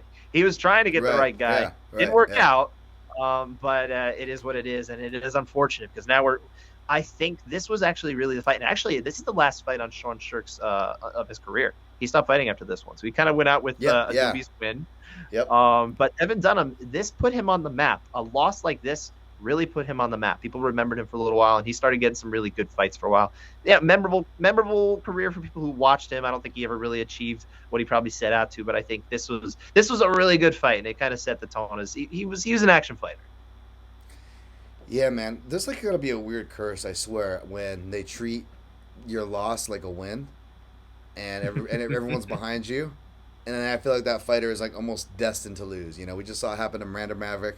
She got the people on her side. Like, oh, you lost, mate. You're gonna get back in there. Maybe she thought so too. Maybe overlooked her opponent a little bit, but because Evan Dunham, if you remember, he gets set up into that Melvin Gillard, and he just gets his head kneed off by like one of Melvin's last wins. Like, come on, you couldn't let my guy Dunham get past that. I feel like Dunham was getting a little bit of rough luck. I love this. This was my original number 2, and actually made it off the list after rewatching it. I still score it and agree with everything you said, believe it or not, but it was ranking high personally because this was my personal fan bias, right? I'm trying to come correct with that and be honest with that, which is why initially I thought it was going to be on the list regardless, right? But the second round, although I still scored a Dunham, it was closer than what I remembered. I thought it was like almost, again, I don't use the word robbery, folks, but I thought it was closer to that territory than it was close fight, for example. And I don't think it was a close fight or a close maybe round. But if this isn't too talking out of both sides of my mouth, I do see how judges, especially judges of that time, could have been bullshitted by the first half of the round. I stuck up for C.B. Dalloway and Tim Bosch in round 2 because this is a classic story, right? You have the momentum swing always happens in round 2. The question is, when does that momentum swing happen? And how much momentum even happened on both sides to where who gets the round, right? And the closer it is to even on action and time and all those things, the harder it is, in theory, on paper, to determine who wins the round. Now, should this one have been a hard one? No, my score is still the same for Dunham, 2-1. Even under modern scoring, I still give Shirk credit because Shirk, to his credit, and the commentary does touch on this, but maybe even not enough, is that Shirk, for being a wrestler and a short guy and T-Rex arms, he put so much work into his boxing that he never really was given credit for, especially if you consider the divisions he was competing in as far as the skill level, the time he was competing in, and the equipment he had, his short stature and his T-Rex arms, right? He actually did really, really freaking good, man. He Overachiever. I think parries, that's fair to jabs. say. He had really good boxing technique that most fighters could give a crap to even learn. Now, was that his forte? He used it to get on the inside, but he was even crafty with it, not just mimicking like, okay, I'm gonna learn how to throw good technique. That could be, I could throw pretty decent technique if you guys get me on a bag. Doesn't matter. I'm a nerd. I'm gonna get my ass kicked against a fighter, right? It's how we do these things. But Sean Strick actually could apply it. You know, if you look at it with Dunham, a taller fighter, and as commentary notes, the taller fighters gave him trouble, welterweight and lightweight. He would wait till they come in and he would counter. And again, what are the shots that we don't see? Judges, fans, commentators, everybody. It's counters, right? The common thread list I listed earlier. That's a real common thread in these close decisions. And Sean Strick was doing a lot of that. And he was actually having a lot more success in the beginning of round 2 than what I recalled, because Dunham was trying to grapple still more with him. Or when he was getting grappled, would drop for guillotines, which wasn't wrong, which should count for submission catches, something not talked about enough from people who both stand the criteria and don't. But he made the mistake of trying to grapple too much. Now, toward the end of the round, Dunham figures out that I can actually strike with this guy and beat him with pace, because the striking that he was doing up until the point, he's never been a hard hitter, right? Well, maybe we didn't know it as much as this point, right? But he's never been a hard hitter. So Book hadn't been written, of course. Right. So I actually felt that's the beginning of the second round was closer than what I remembered. Now, I still feel like Dunham's work toward the back half is more than enough. He lands more than enough strikes to where he has the lead, by the time we're in the last minute, clearly to me. And then he has a really strong last minute on top of that, right? So for me, it's Dunham round. But I felt not as strong about it after watching it. And I guess I was just trying to be honest with myself, so I took it off the list. But it was originally in the number 2 spot for what it's worth. And I don't disagree with the score. I have the same score. I just maybe have a slight viewpoint different. Hey. You know what? The thing that I think we always have to remember about scoring a fight is it is inherently subjective. Yes. It just is. Like, you can't get around it. There's no science to it. You can't put a computer to it and say, figure it out. Yep. It is subjective by its very nature. Absolutely. I'm going to look at something and think it's a little stronger than you or a little less than you do. And maybe I have money on it. Maybe you don't. It's all these kind of things. Sure. There's so many biases, all this stuff, your experience, did you grow up a boxer? Are you a big wrestler or a grappler? All these things. Absolutely. These are all going to inform kind of what you value, even if you've been doing this a very long time. But if you immerse yourself enough, hopefully you can kind of move past them to a certain degree. Again, it's subjective, so maybe we feel a little differently, but that's okay. Well said. And that's what the good thing about these discussions, too. So it can show a little thing called nuance, folks. Again, we don't have to be one side or the other. My team versus your team. One information trumps all. No, it's not. It's not how it works. Amen. Anyways, number 1. I'm really interested on this. We got to have some crossover here. What's our number 1s, man? Are we in Texas? I don't know. I mean, I already took the lid off of mine a little bit, and I said Diego Sanchez and Ross Pearson. I didn't give you the other fighter in mind, but I went Diego Sanchez, Ross Pearson, which I think everybody cites. Yes, exactly, New Mexico, which is another location that doesn't necessarily always have the best judging there, except when they do bring in, the traveling judges, which they do occasionally. Basically, it comes down to states that rely heavily on local judges often have a lot more problems unless they often stage fights.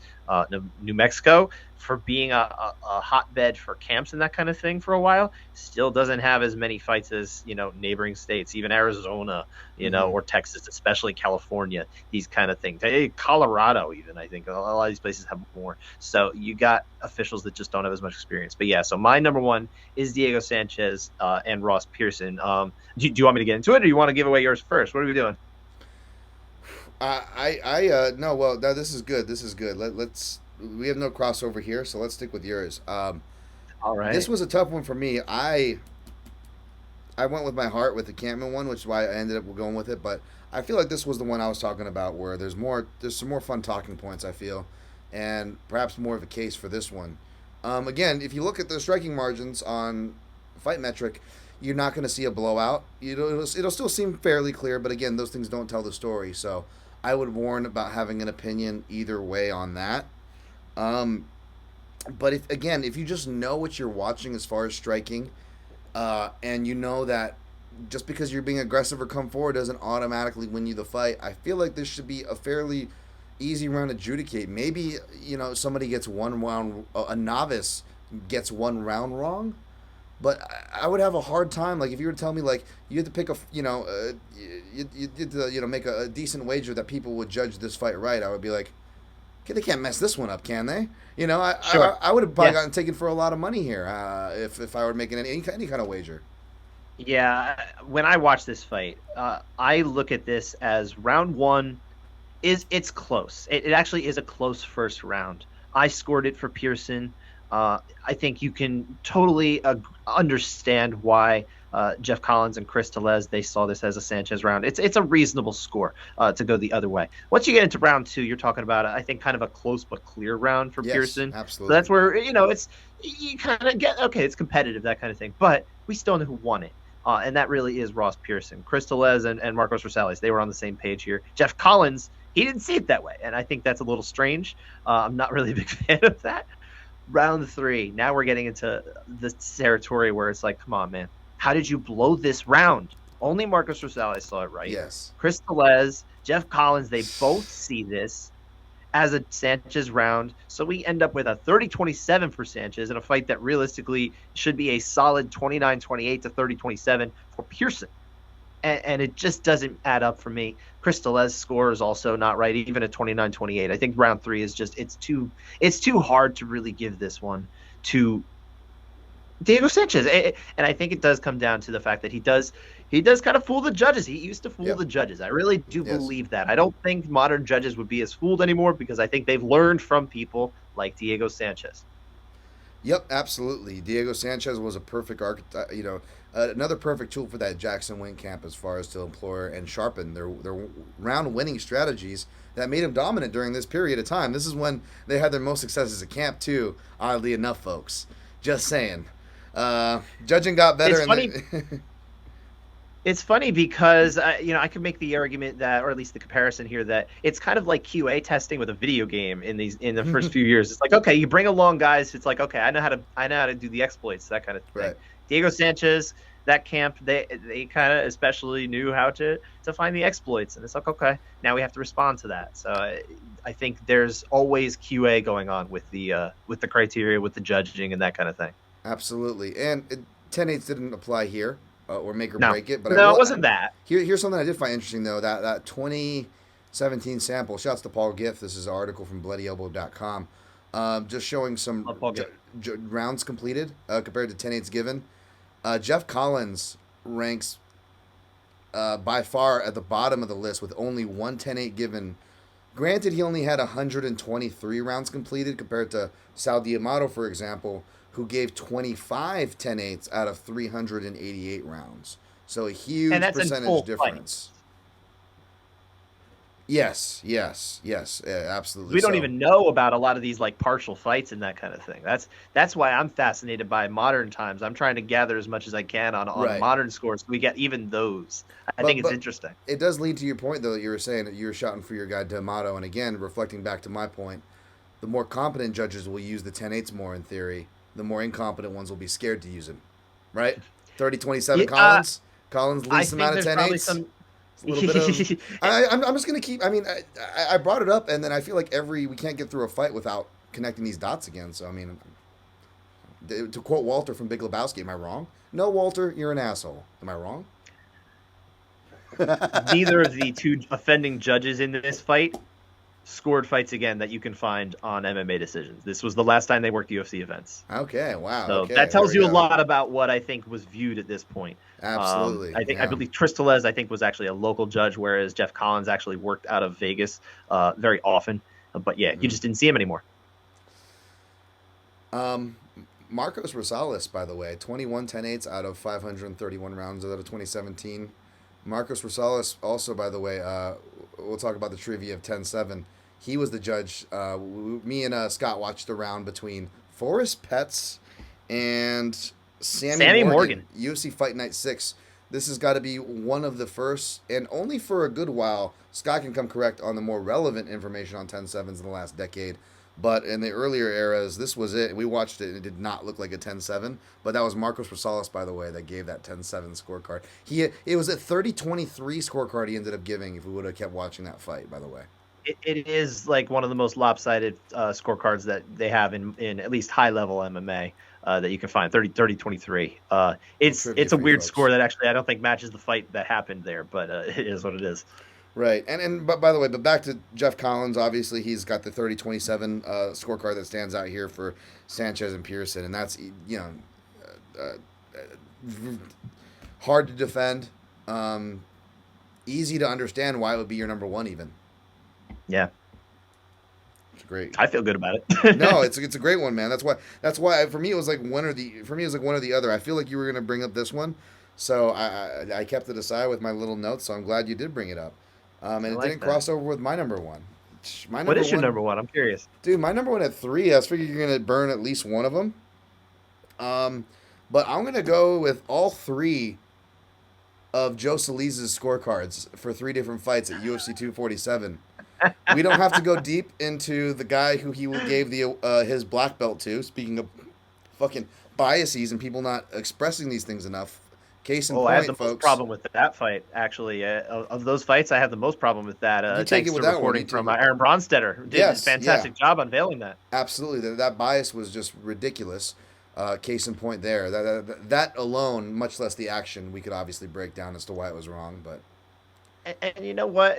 Who's to say necessarily that there really was true bias there? It's entirely possible that he could get assigned that fight regardless, because sometimes that it does happen if they can't avoid scheduling the judges with certain fights.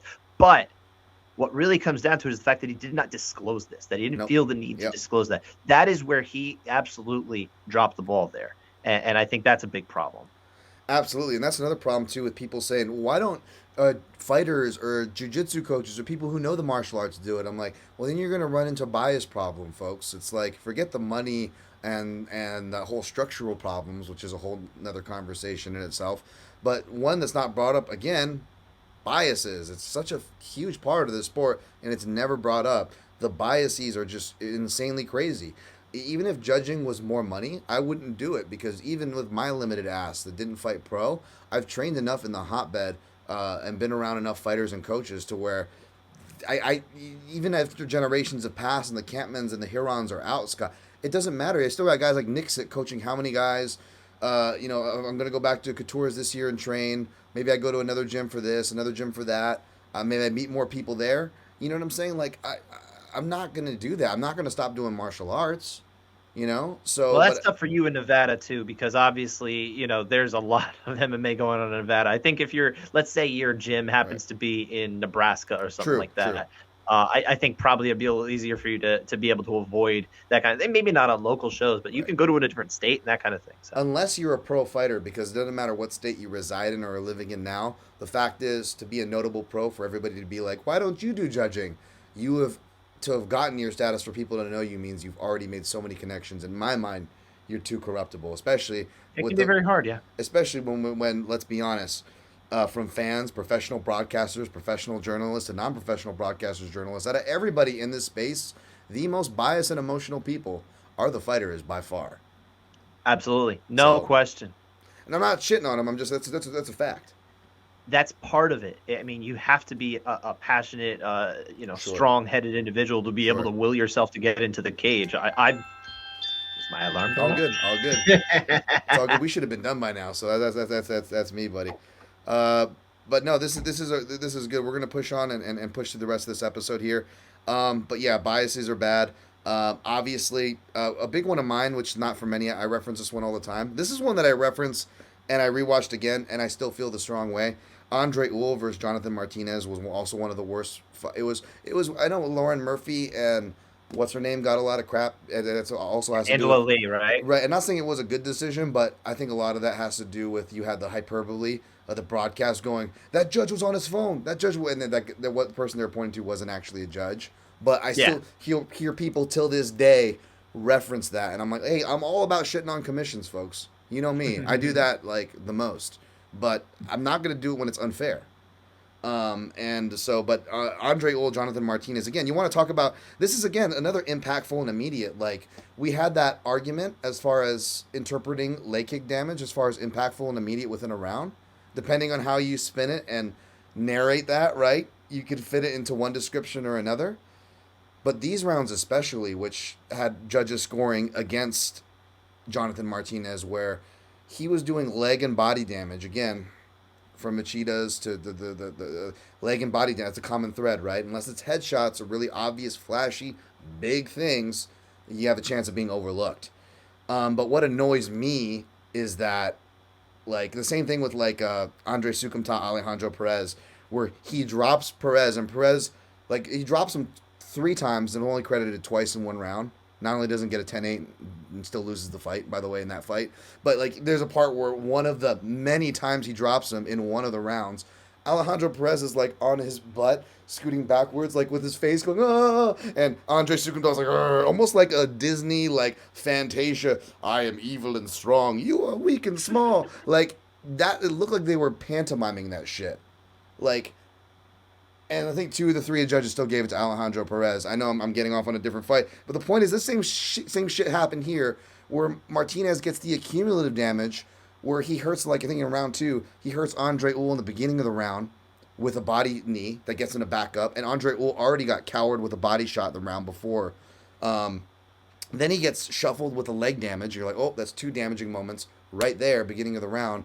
And then by the end of the round, the leg damage now is turned to accumulative damage where he's having a hard time putting weight on it, and he gets hit to the body again where he runs away and crunches over.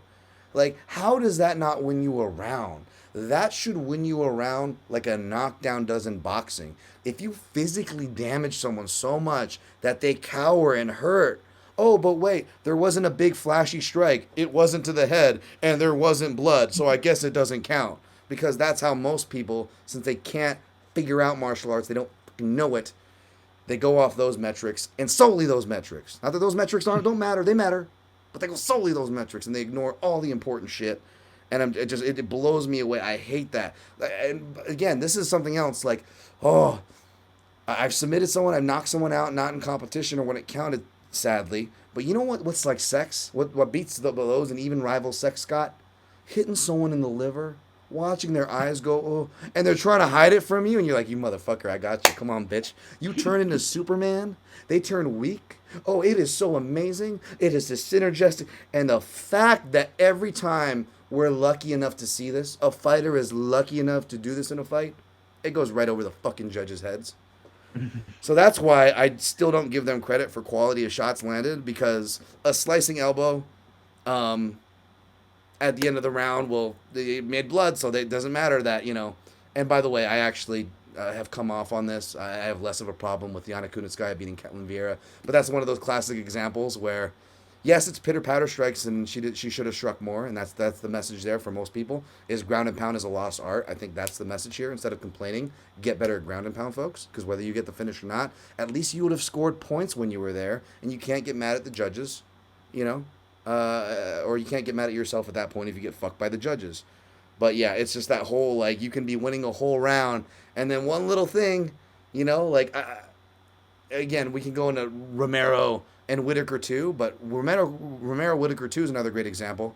Round 4, Robert Whitaker just doing damage the whole time, but Yoel Romero lands that one shot. Now, it wasn't enough for me to sway the round. I still feel like the judges ultimately got their scores wrong as a total, but I agree with giving Robert Whitaker that round and worry what it would have looked like if Romero landed that shot while Whitaker was off balance and he fell down, because now all of a sudden the judges, in their wise wisdom, was it a knockdown? Or if he were to cut Whitaker, that all of a sudden that negates 90% of hustle, skill, will, and all the above because one fucking explosive move.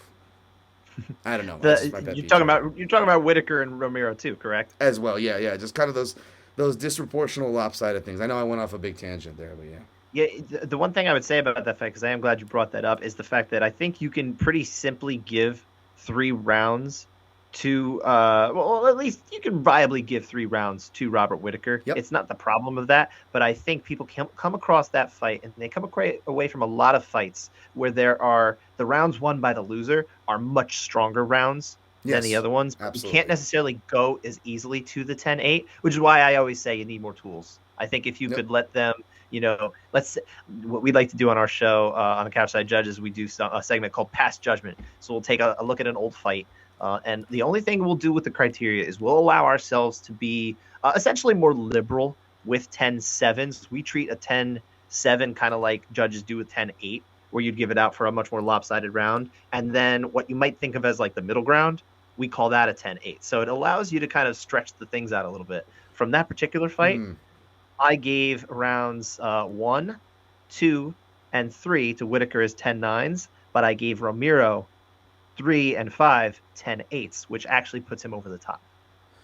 Yeah, I would have been okay with Romero winning or a draw, and that was because, and I don't want to relitigate this next. I didn't go back and watch it, but it was one of those things where again Romero's doing the explosive thing, and in between all the crazy stuff where Robert was hurt, he's actually landing some of his hardest shots while he was rocked. He lands a head kick to Romero. Granted, Romero eats it, but it's a flush fucking head kick that would have finished most people. He lands a really nice elbow off the break. Like I actually broke down these rounds, and I believe he fights his way back into it for it to be a 10-9 in round. I want to say is round 5, one of those rounds. I would argue that he did enough to make it 10-9. If you go with the emotion of the crowd, the moment, and the commentary, and Yoel Romero, big explosive Yoel Romero, he doesn't take a lot to sell you, right? That he's doing damage. Yeah. Again, I get it. I feel like again, if you watch the finite on what is actually landing, and of course the judges, much less the commentators, don't have this. I try to remember that. I just go so nuts about it because even people who have the benefit of the doubt that can go read criteria, they can go rewatch fights, they still argue these points. But I guess the last one would be of the Joe Solis scorecards, of course, was Dominic Reyes, who I believe, and I wasn't like screaming about it live. I have the same opinion live as I do with the rewatch. Not like overly like I am with a lot of this shit, but I can honestly go back and rewatch it. I know Ed Gallo on the fight site did a commentary watch along too, came across the same thing, and I trust his scoring more than mine. And that costed someone a goddamn title. You look at, what Dominic Reyes, that classic trend that we talk about, a lot of these fighters that are on the wrong end, everybody, they get all this hype and all this public support going into their next fight, and they fucking fall. Yeah. He hasn't gotten back up since this fight either, by the way. So, I'm not like some Dominic Reyes dyed-in-the-wool fan, but, I kind of feel bad for him in that sense. And you look at all these scorecards, all the same night, all by the same person, all in the same notorious state. That's why Joe Solis' scorecards got my number 1 slot. I cheated there. I am glad you brought up Jones Reyes though, because the scoring of that fight I think is very interesting, and the flow of that fight is interesting because I think round 1 we all agree is a very clear Reyes round. I think round 2 it's a close round. It is closer, but it's still a clear round for Reyes. The fact that Judge Solis and Marcos Rosales too, they both saw that as a Jones round. I don't really love that as a score, but then it kind of continues this trend of Reyes strong and then slowly cedes control because round 3, that's I think very much a swing round. I actually have 3-2 Reyes. I see the fight as 48-47 Reyes, but I have no problem with anyone who says 48-47 Jones because they gave 3, 4, and 5 to Jones. I think that's totally fine, which is actually the scorecard that we did get from Chris Lee. Everyone likes to crap on Chris Lee. Yeah. This is a defensible score. It actually totally is. But I do still think that Reyes 48-47. I believe that he's the winner. Yeah, Chris Lee actually had some really good scores in this window. And then I actually said something going like, I feel like I've been on the same page with Chris Lee. And then he went on this run where he made some really bad scores to the point where people pulled up all his other bad scores. And I'm like, well, there goes me trying to say something nice about a judge. This guy just got fucking painted as public enemy number 1. Statistically speaking, because I did a little bit of analysis on him back in 2019, okay. He was having a very strong year in terms of being in line with his other judges, which I think is a very good metric for judging how a judge really ought to be, because they're seeing it the same way as their peers. Right. They're the ones who set the tone. But then it basically happens right around that RDA against Paul Felder fight that I mean, everybody came down on Chris Lee for. That's the one you're alluding to. Yep. And his agreement percentage with his peers just went in the tank. Just for very briefly, we just went in the tank. It was there were so many fights where we were just. I don't think all of them were so bad necessarily, but it was just like all of a sudden the guy was just not on the same page with his peers anymore. I'm not going to pretend that I know what was going on in his head, so I don't want to speculate on why, but nonetheless, he just wasn't there. And statistically speaking, that does show up. But I will say now, having brought that fight up very quickly, I think round 3 is the only round of that fight that Chris Lee gave to Paul Felder that I don't think there's a defense for. I think round 2, it's close enough, but you can give that one to Felder. And I think round 4, a lot of people who were scoring at home, not that I use that as a good barometer, but there were a lot of people who came away from that round thinking that Paul Felder won it. So it's for the people who kind of sit there say 48-47 is crazy. It's only crazy because, or excuse me, 50-45, or was it? Yeah, 48-47. It's only crazy because it actually ended up going over the hill to a Felder. I think if it was a split decision, or not a split decision, a unanimous decision, 48-47 for RDA, rounds 2 and 4, I don't think we're talking about it. And he also might have been the judge sitting close to my guy Eric Nixick, by the way. And again, to show that I'm not just shitting on Jackson, taking shots at Jackson Wink whenever I can, which sometimes that may look like it's the case. I'll say it where I eat too. My own guy Eric Nixick, he admits it himself, by the way. He admitted it with the Barbosa Ige fight. He was cornering Ige. People felt that was controversial, right? It was. And he was also in the corner of Felder for that fight that you're talking about, right? And Eric specifically says, he'll admit it, and corners should do this. Again, that's why don't take it like I'm just like got an axe to grind with fucking like from 10 years ago with Jackson Wink. No, it's something that all corners should do and have done, which is they're trying to sell the judges. They're trying to speak to the judges, not their fighter. And Nixick, there's no faulting that. No, yep, plenty of camps do it, by the way, folks. So this isn't me picking on Jackson Wink. I'll say it about a friend and a gym I train at, just to prove, just to kind of contribute to the point Scott's talking about here. Veteran judges train themselves to try to block that out. Is it possible to block it out entirely? I don't know. No, but then do they try to adjust and account for it? I don't know. I've never been a judge, but I do trust at least that the ones who do the UFC fights every week, especially now because they're doing it even more, I think I trust their ability to be able to block that out for the most part. I think it's, again, when you start coming into these localities like Houston, like Norfolk, Virginia, like Rio Rancho, New Mexico, where you're getting local judges in there on the big stage for big fights and big assignments. I don't know that they're always ready for it, for everything that comes with it. It's not just the crowd, it's all that stuff too. And it happens on the local level, but it also happens with better judges better coaches and better people who can do it. So, Yep. Absolutely well said. Let's move on to honorable mentions before we get out of here. At Ryan A. Wag Sistema, which is Ryan Wagner of the Fight Site. He always changes his name. He's going hipster on us. I really wanted to rewatch this one because he submitted this one, and I remember the controversy behind it. I couldn't remember what it was. It was Vartanian versus AAA 2. That's over in ACB. I stopped watching the Russian stuff religiously a while ago, so this one honestly is off my radar. I tried to pull it up on YouTube, and the closest I could find was someone had taken a video with their phone of their screen of the fight, and it was so pixelated. I'm like, nah, I'm not doing this. I'm just gonna. Okay, I'm not even gonna have an opinion on it. Sorry. Maybe I saved myself then on that case. Sorry. I tried to do my due diligence. I was like, nope, we're not doing this one. I'm drawing a line.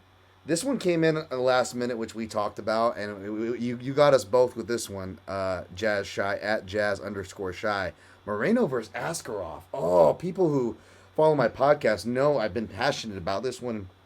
Every time someone stands Askarov, I almost get combative, not because I have issue with them or Askarov. In fact, neither. They both seem great. Askarov's my mom's favorite fighter because he's deaf. I have a lot of deaf people in my family. So I was going to say, what's the link? Yeah, I got a soft spot for Askarov, but it's nothing like that. But I just get pissed because this fight was so upsetting. It was a fight that is both a fight that you can judge multiple different ways. There could be from my recollection, there was about 3 different ways to score the fight. One of them, which was the least popular, and somehow it got there, was a draw. And I think someone even makes a scorecard for Moreno, I want to say. I can't go through the statistics because I didn't get to watch it, but I just remember it being one of those fights where there was enough scrambles to confuse novice fans and even judges alike as far as how to award those sort of things. And the action on the feet um, was that I think Askarov grabbed onto some positions and submissions, but there were a lot of junk catches that I feel like people with educated eyes saw that there was little to no issues or threats there. And even though it was chaotic, even on the feet with the striking exchanges, I remember specific exchanges where, again, I rarely say this, and I get upset when the commentators do it, but it was one of those little moments in the exchange where it was a clean right hand that often goes unnoticed, and you see Askarov's kind of eyes adjust, and he goes a little foggy.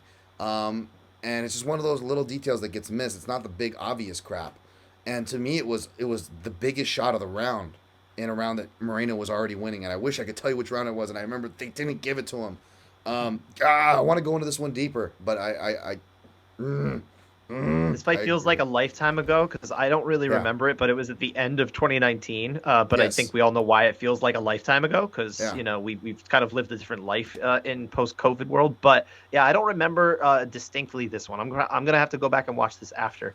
This was submitted, like, right before we were going to record, and I saw it, and I wanted to watch it, and I'm like, well, I got no time, but thank you. Yeah, I pretty much basically, I feel like it was judged like an old-school fight where there was too much action where they're like, okay, who held the positive position the most? It felt like who they went with, completely against modern scoring trends of damage. The only thing I'm kind of looking at, I pulled it up on MMA Decisions, and I find kind of funny here is that two of the most experienced judges here, I think probably two of the best judges in the world, Sal D'Amato, Junichiro Kamijo, had the first two rounds, at least for Askarov. They disagree on 8 or 9 in round 3 for Moreno. On this one too. I don't know if it was in Russia or something or what. What was it? they weren't sleeping very well.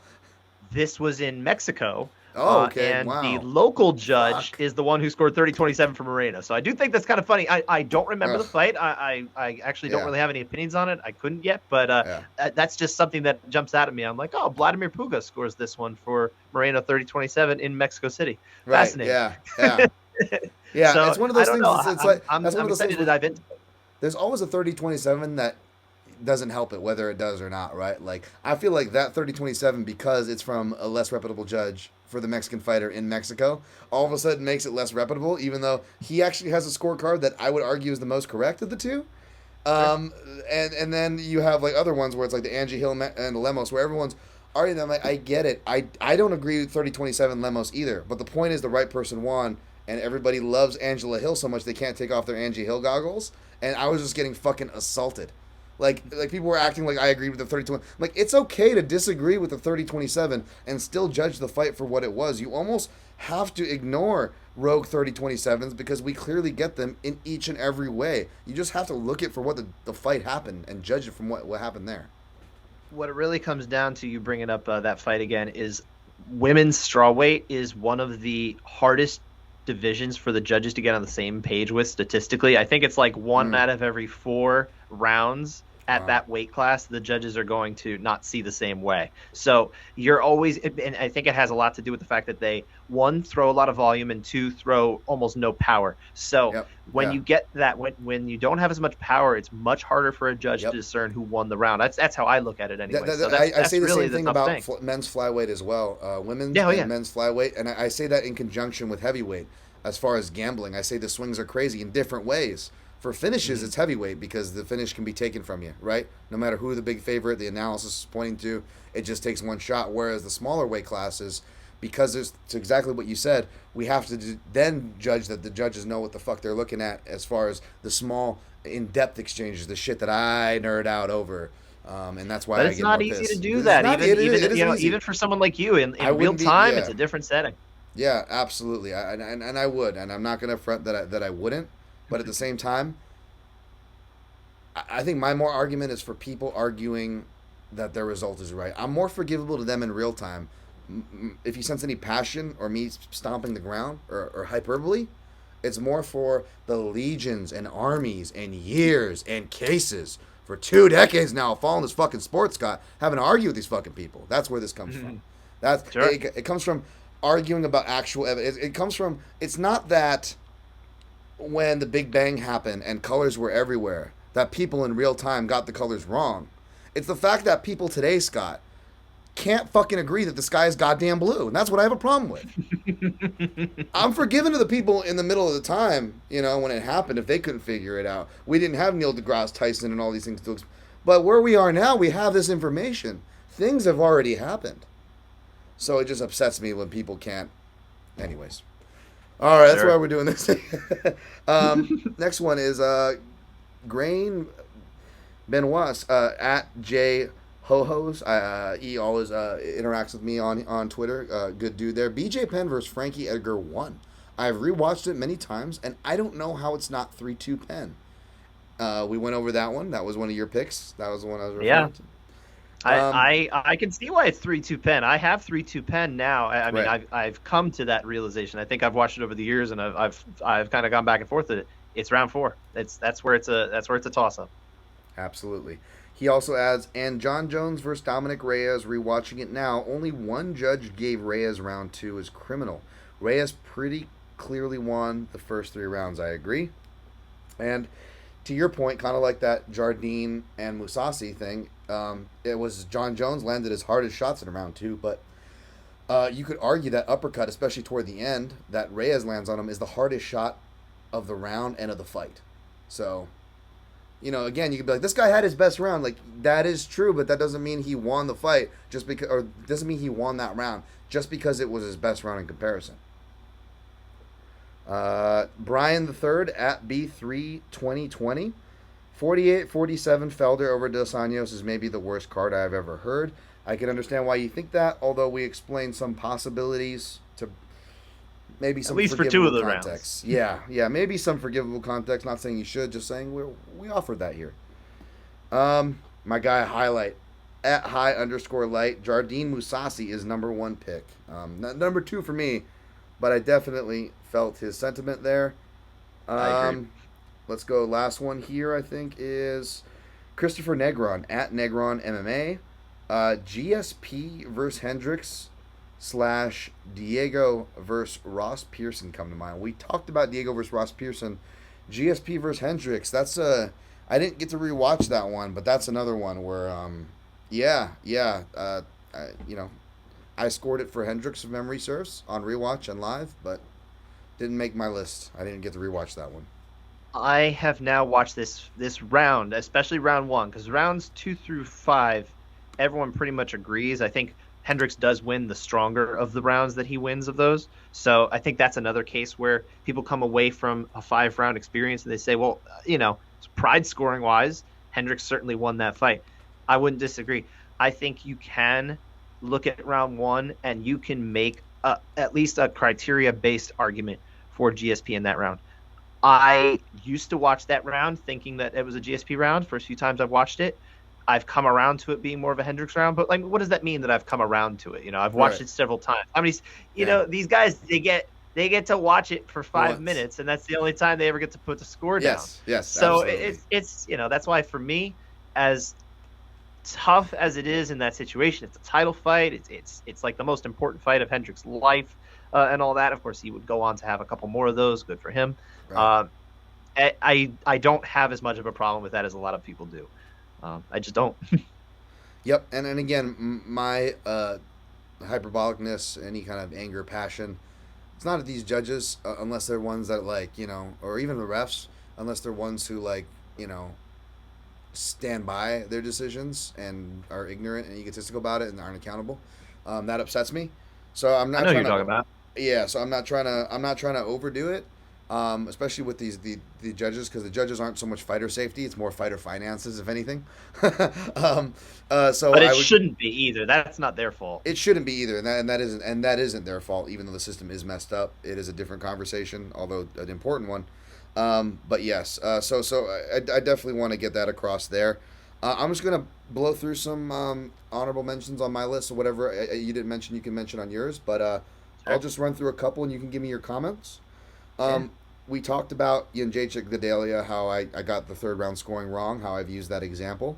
Caitlin and Vieroyana Kunitskaya, again, I've even when I was upset about that one, I called my own bias. I never called it a robbery, but even then I still have come off the gas. I think the big lesson there, and any issues within that theme, as far as me or anybody feeling grappling is not getting enough credit in a certain round, well, what the lesson needs to be taken away for fighters and trainers out there mainly is you need to work on your ground and pound. And I come from a good ground and pound coach, so it would be remiss of me not to get the actual tactical takeaway on how to win the fight, rather than complain about interpretation. I think the takeaway from that round though is actually that fighters and coaches should really take away from that particular round is you need your effort to be toward finishing the fight. And I think Absolutely. Yana Kunitskaya, without question, is the one who's getting closer to finishing the fight.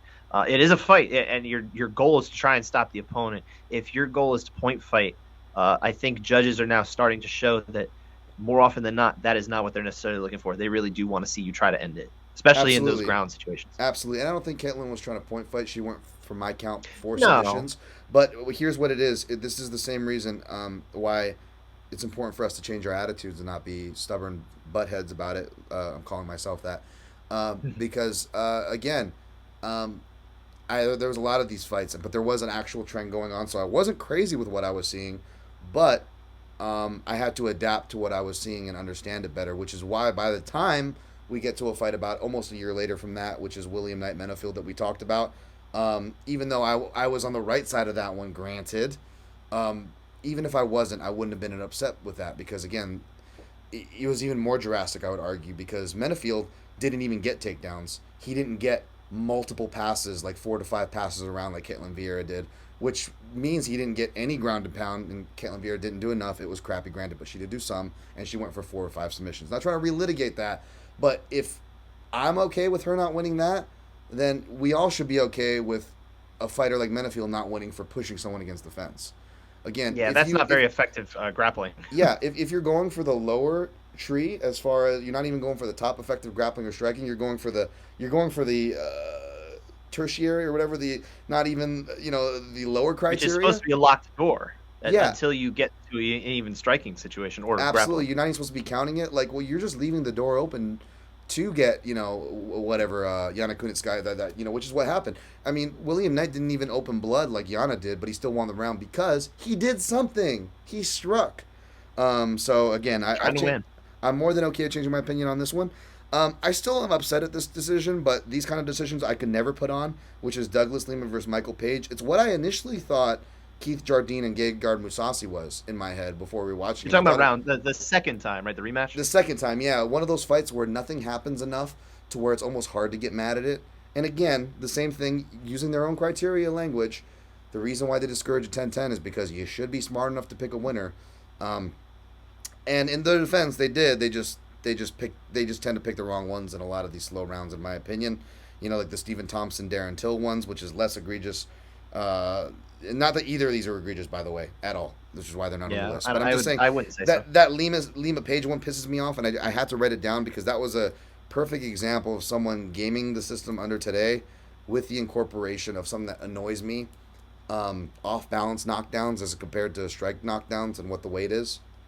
Mm-hmm. And I feel like people were focusing on the knockdowns, and the actual clean strikes that Page landed were the ones that didn't produce knockdowns, and no one, even Page supporters, didn't talk about that. So that kind of I want to say we did on the show, actually. I'm trying to remember that episode. I would have to pull it up, but I do think we kind of had the same thought. And so again, it's nothing like a robbery or anything like that, obviously. It's just one of those, it was a great example of a pet peeve of mine, is why I bring that fight up, that's all. Sure. Macy Bar, yeah, I bet that fight, and people were more upset about that than I was, to be honest. Like, I'm not upset about that. I scored it for Maverick, obviously, but it was, again, one of those things where I could totally see how a judge would give that to Barber. John Jones, Thiago Santos, how did you score that one? How did I score that one? Actually, I can pull that up really because I haven't watched it recently, but I know we did it on our show here, and I would say here, yeah, so I have it Santos 1, Jones 2, Jones 3, Jones 4, and Santos 5.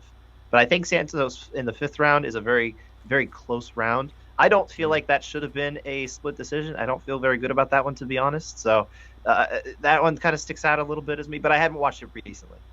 Yeah, I feel like there was an argument for Santos if you really want to get like hipster with it, but I didn't feel too strongly either way, to be honest. I was okay with 48-47 Jones. but I've heard people Right smarter guy than won. me make arguments, but again, nothing crazy. Bobby Green, Thiago Moises is not a bad decision or anything. I was upset at the time because I love Bobby Green, and he's just that classic example of, again, he's almost asking for it, right? Because what do I say, right? Rolling with shots, hitting counters, that's going to get you not favored with the judges. That's Bobby Green's style. So any of his fights can be maddening to the technician at heart. And I actually have a Green on my list too, so I'll wait to name it until you're done. Bisping Matt Hamill was a classic. I wanted to go back and rewatch it because of that. I didn't get to.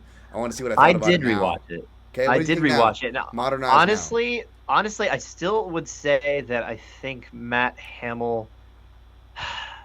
I think he won, but I think round two is just a very, very, very close round. I think round one is Hamill, and I think round three is a solid Bisping round. So that's. I think that's just a typical split decision. People had some pretty strong feelings about, and then we move on. That's how I look at that one anyway. I agree. I only wrote down Demetrius Johnson, Ian McCall, but that was just a tabulation error. That wasn't a scorecard. It was a tabulating the scorecard error that had crucial decisions. I mean, I'm sure we could nitpick the rounds and stuff, but I just wanted to I mention can that fact. actually. Okay, go ahead. I have Yeah. that on my list, and it's not because of the scoring error. Although that whole thing is just a comedy of errors from the fact Yeah, that but it's like we're yeah. talking about a tournament here. There's supposed to be a sudden victory round. And Yes. It's like, okay, it would be ideal if it wasn't a draw, but it is a draw, so it should go to the sudden victory round. And then because of the scoring error, the addition error, excuse me, which is not the Yep. judges.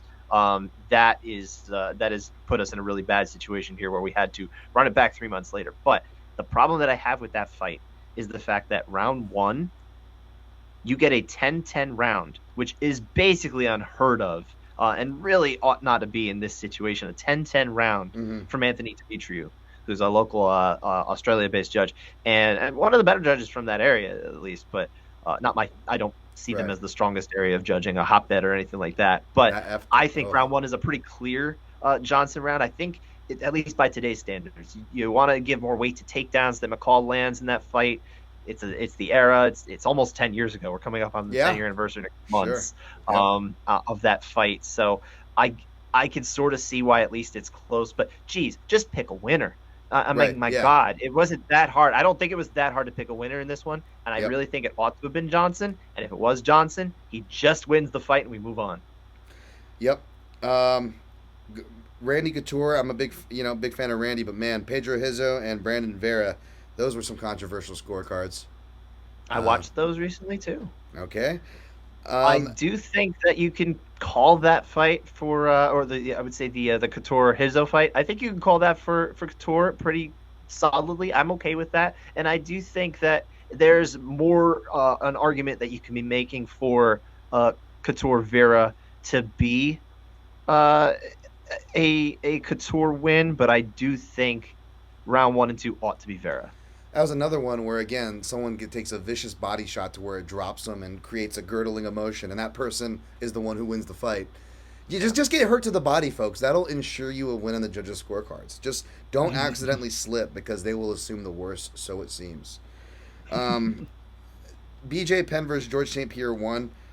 You figured that would be a one that I never said was robbery. I just always felt like it was a good, especially a classic for the day, the wrestling versus striking. I'm curious. I haven't watched it in so long. How modernized? Right. Maybe I'd be more sympathetic to the BJ damage argument, considering that is the trend we moved in. But I didn't go back to rewatch it. I didn't really care enough.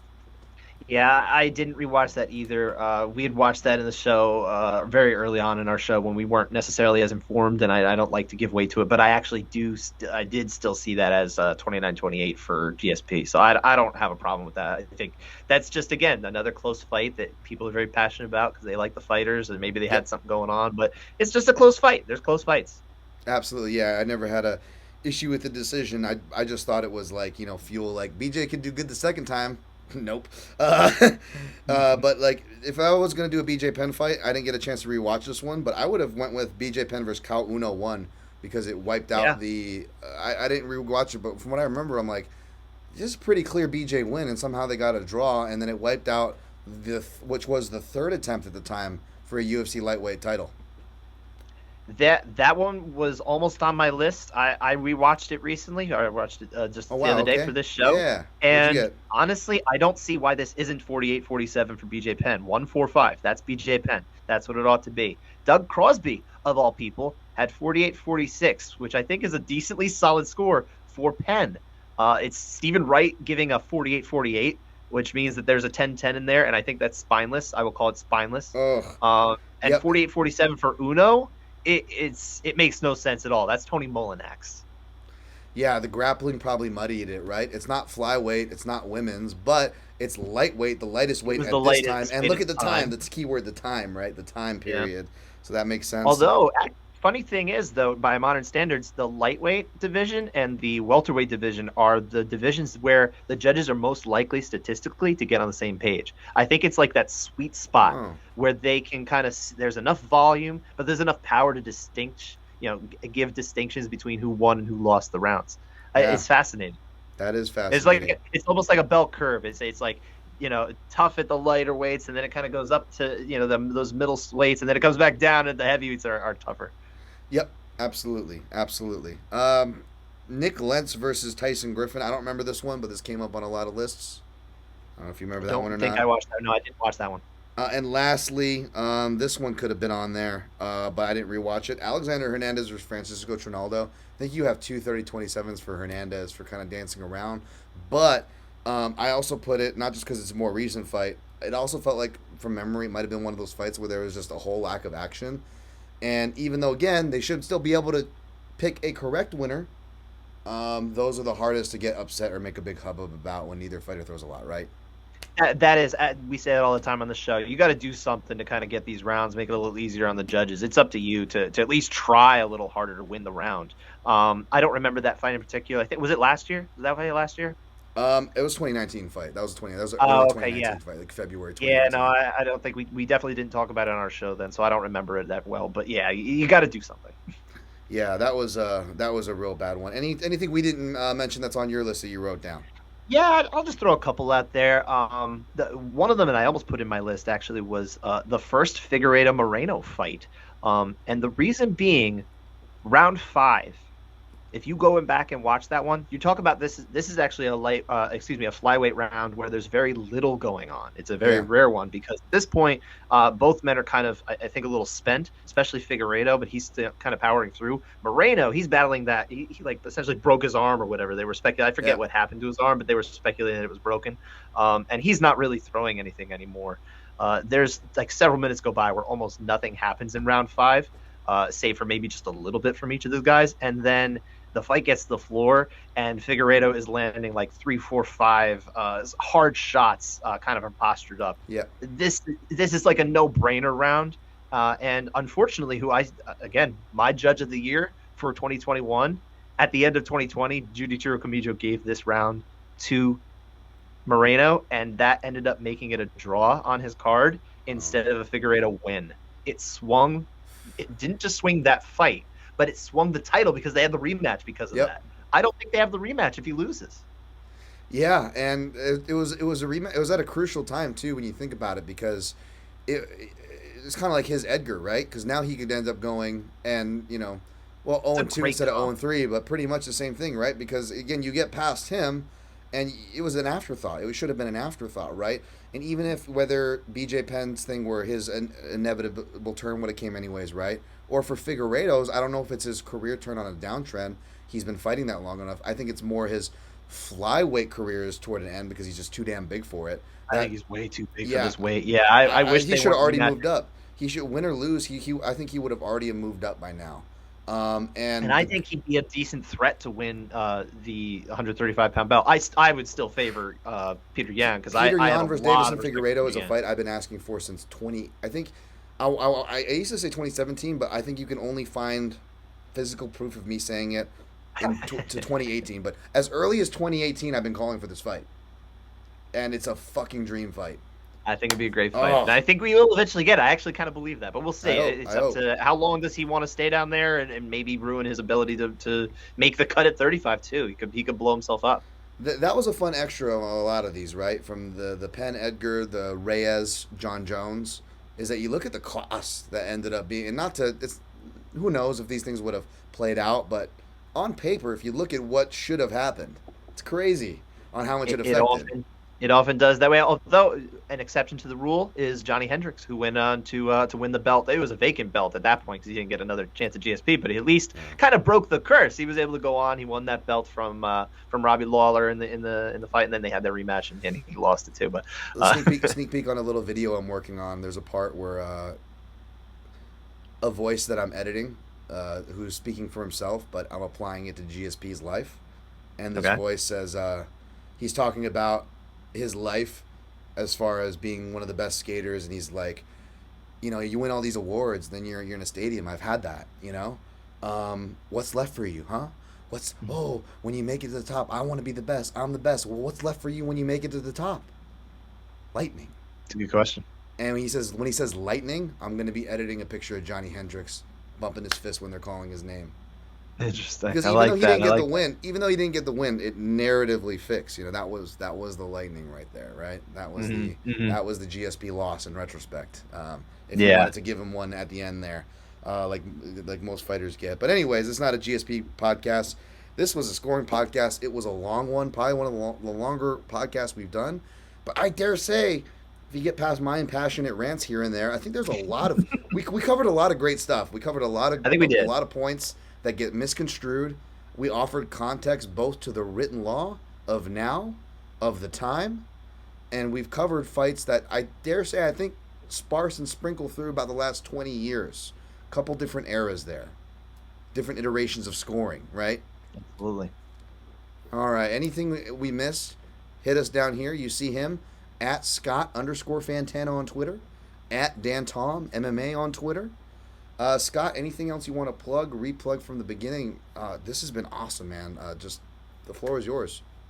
No, you know what? I would just say to anybody who would like to know more about how judges score fights. I mean, we're not judges, but we talk about criteria all the time. We talk about rounds all the time that you're watching every week on the Couchside Judges podcast. You can find us on Spotify, Apple. I mean, we're really on any platform. You can find us.